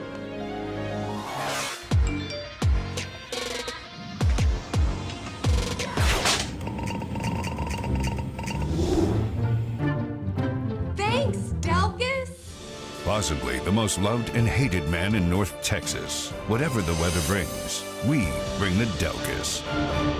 Discover WFAA Plus, a live 24-hour stream of WFAA news and exclusive digital content, all completely free. Now available on Apple TV, Roku, and Fire TV. Download WFAA Plus today. Right now in Terrell and in Dallas, your heat index is 107. Everyone in McKinney is dead. It's hot in McKinney. We'll fix that probably. Possibly the most loved and hated man in North Texas. Whatever the weather brings, we bring the Delcas. Hey, I'm Jason. And I'm the other Jason. We're the co-hosts of Y'all-itics, the unofficial political podcast of Texas. So each week we invite on change makers for cold beer and candid conversations into the issues really affecting Texans. Yeah, and we're bringing in diverse viewpoints so you get to listen and really understand. This is solid information and a deep dive you're not going to get anywhere else. Not to brag, but just to brag a little bit. Okay, a little. We've been trending and making headlines. Plus, we have more than 1 million downloads. And still counting. In a world filled with motion, we are the constant. Filled with storms, we are the calm. Filled with uncertainty, we are reassurance. We bring the truth. We bring hope, conviction, a legacy of grit, determination, honesty, and relevant reporting that doesn't just inform, but inspires. We are WFAA.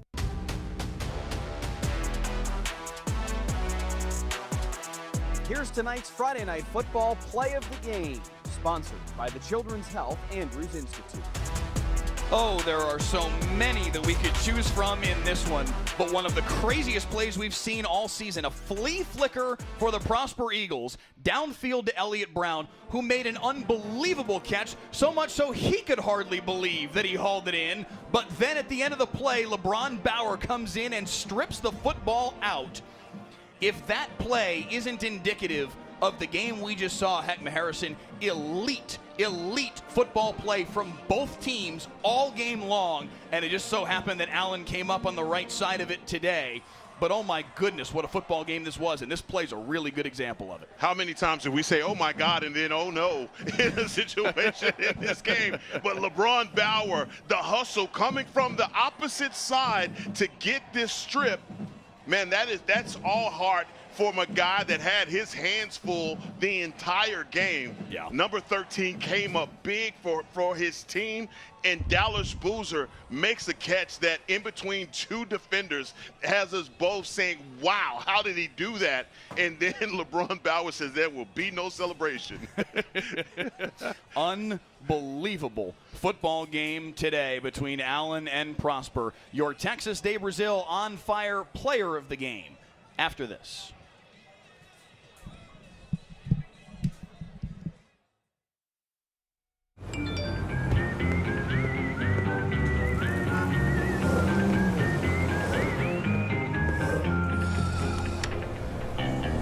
Thanks, Delcas.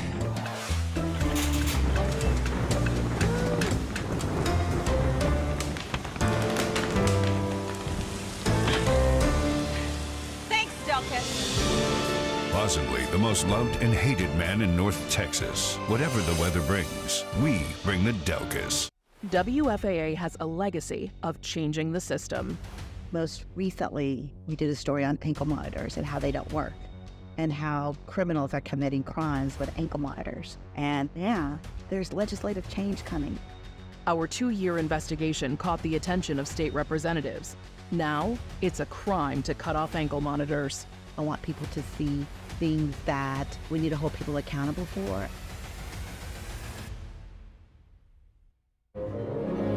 North Texas, it's a hot one today. If you're planning on taking the pumps out, make sure to protect your paws. That asphalt is going to be hot.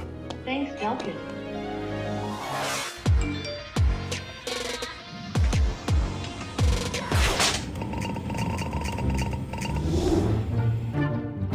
Thanks, Delcas.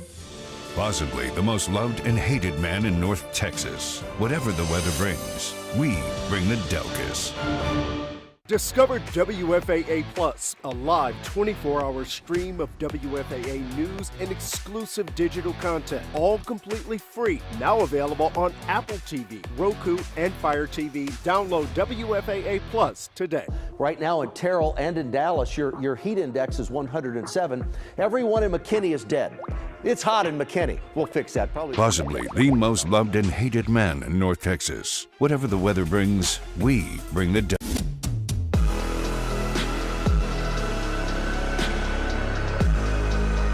And now, the Texas de Brazil on fire player of the game.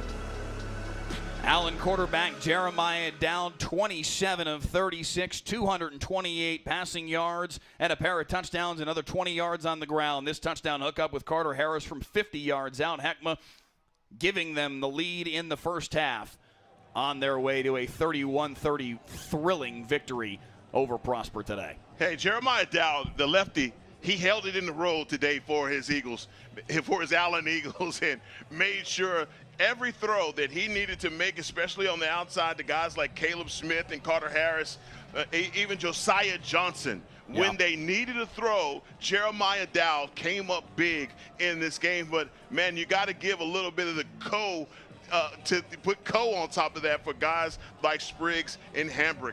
That running game did not disappoint. And Jaden Hambrick, when they needed it the most, the senior rusher just was like a pinball machine out there, knocking off defenders. And that run that he made to get into the end zone, man, that is going to be a thing of legend. They'll talk about that for a long time around here. It was his 8th touchdown run of the year that gave them the 31-30 lead that is the final score today. It's often that we see high school football games where it is blatantly obvious who the player of the game was. Somebody just comes out and dominates because most of the offense runs through that kid. Today, from both of these teams, this was consummate team football game. Jeremiah Dowd gets the nod as player of the game. You could have given it to any of 4 or 5 different guys on the offensive side of the ball, a handful of guys from Allen on the defensive side of the ball, and holy smokes, 4, 5, 8 different guys for Prosper that had really, really big games. Braden Imhoff, 303 passing yards and a pair of touchdowns. Bryce Robinson ran for $106 and a touchdown. These two football teams, if it's not these two playing in the regional final, and with all due respect to the North Crowley Panthers, the defending state champs in 6A Division I, I've seen a little bit of North Crowley. I've seen a little bit now of these two football teams. I think these are the two best football teams in 6A D1 Region 1, and I think they're going to meet again in early December for the right to go play potentially Duncanville in the semifinals. Slow down, Jim Shoes. I don't know, man. I don't know, man. North Crowley. Hey, listen, I just gave him a whole bunch of bulletin board material, so if Ray Gates is out there listening, you did. I feel like Ray Gates is going to, next time he sees me, to walk over and say, Thank you. Thank you. Thank you for No, here's what I'm just being honest. Here's what I got to say. I think, one, when we got to the end of that first half, I looked over at you, partner, and I said, man, that was as clean a first half of football as I've ever seen. And then we had to look at the stats to see that there had only been one flag thrown. Yes. These are two very well-coached teams, and Coach Lee Wigginton and Tyler Moore are, to me, like, so good at what they do in the way that their teams come out and execute. For me, watching Prosper play on deep, the way that they mix up coverage on the back end, the way that they play up front, again, they put a lot of pressure on you. Allen, for as much as we know Allen historically, they've always had an athlete. I mean, look, we had talked much about all the Allen greats that have come through, but I tell you what, defensively, they've always had a guy. And today, guys like J.T. Shaw came through big. Japri Wafer, he had his hands full in a lot of the scheme concepts that they came at him with. He had to be out in coverage. But, man, when he was able to lower the boom, he did exactly that. And so, look, this was just a great football game. Yeah. Executed at the highest level, and an instant classic. Just, man, this is it doesn't get any better than this, but these are two teams that will make some noise in the playoffs, and I look forward to seeing what they do. The other factor here, as it relates to the discussion I was having a moment ago about the postseason, is what happens relative to Plano Senior High and the final playoff spot in this district. They're in the fight with Rock Hill, with Plano West. If either Plano or Plano West make the playoffs, Prosper's going 6A D2. And this team in 6A D2 is awfully interesting. It is. I just saw a team in 6A D2 that I have my questions. Look, South Lake's there. No doubt. No doubt. South Lake's still the favorite. Yeah, South Lake's there.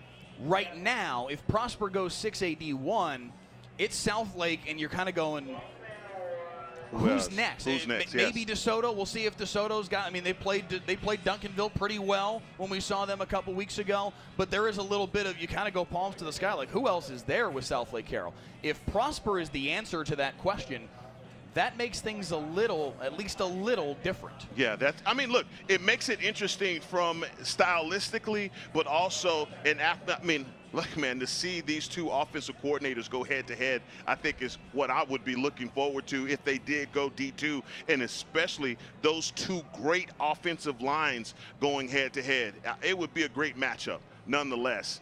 But, yeah, that would definitely muddy the water and make things interesting in D2 if Prosper goes there. Just an incredible football game.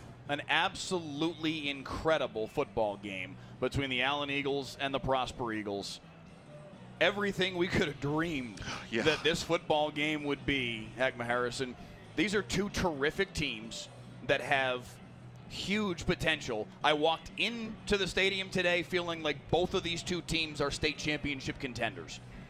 I walk out with the exact same impression. Yeah, nothing changed for me either, Mike. And I think, the respect level that I have for the Prosper Eagles, I think they fought tooth and nail. When they needed to make plays, they made them. They have guys like Leighton Latchley, again, number one. He is outstanding. And to see this kid come out here and put on the show the way that he did, he and Dallas Boozer. Just think about this. They're just getting Dallas Boozer back. This is a kid that's only played about 6 quarters for this team. So they've been without one of their main weapons. And Bryce Robinson came up big today as well. Look, this is just an offensive line that just came up against an Allen Eagles squad that gave them all that they can handle. And even last year, it was a little bit of the same. You come in, you want to watch this Prosper Eagles offensive line, and these guys are known as brawlers and beating guys up. You don't want to be in a phone booth with any of these guys. But I got to give credit where credit is due to this Allen Eagles defense, because, look, they did not blink. And that back half, I talked about the linebackers, but Kai Wheaton, he played outstanding on the outside when they needed to get stops. He came up big there. Son of a former Dallas Cowboy. Absolutely, he is. Kenny Wheaton's kid. But LeBron, we had a LeBron on the field, and LeBron Bauer. You talked about that mesh concept where he falls down and he leaves a guy wide open. How about him?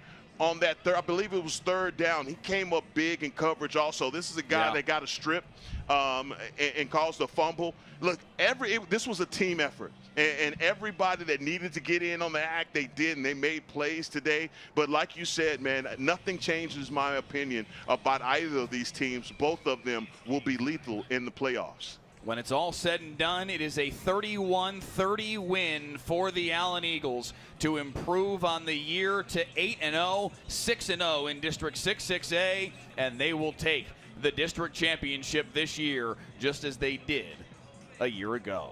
For our entire Friday Night Football crew, our director, Clay Marshall, our photographers, Graham Rayner and Cody Pryor, our digital coordinator back in-house, Ryan Osborne, and Jay Wallace, Heckma Harrison alongside. I'm Mike Leslie. The Allen Eagles by 1. Jaden Hambrick with the game-winning touchdown run with 1:12 to play. Get out of my way, James Masters. I got reservations for the end zone. And the extra point gives them the win. 31-30 the final. Good night, everybody.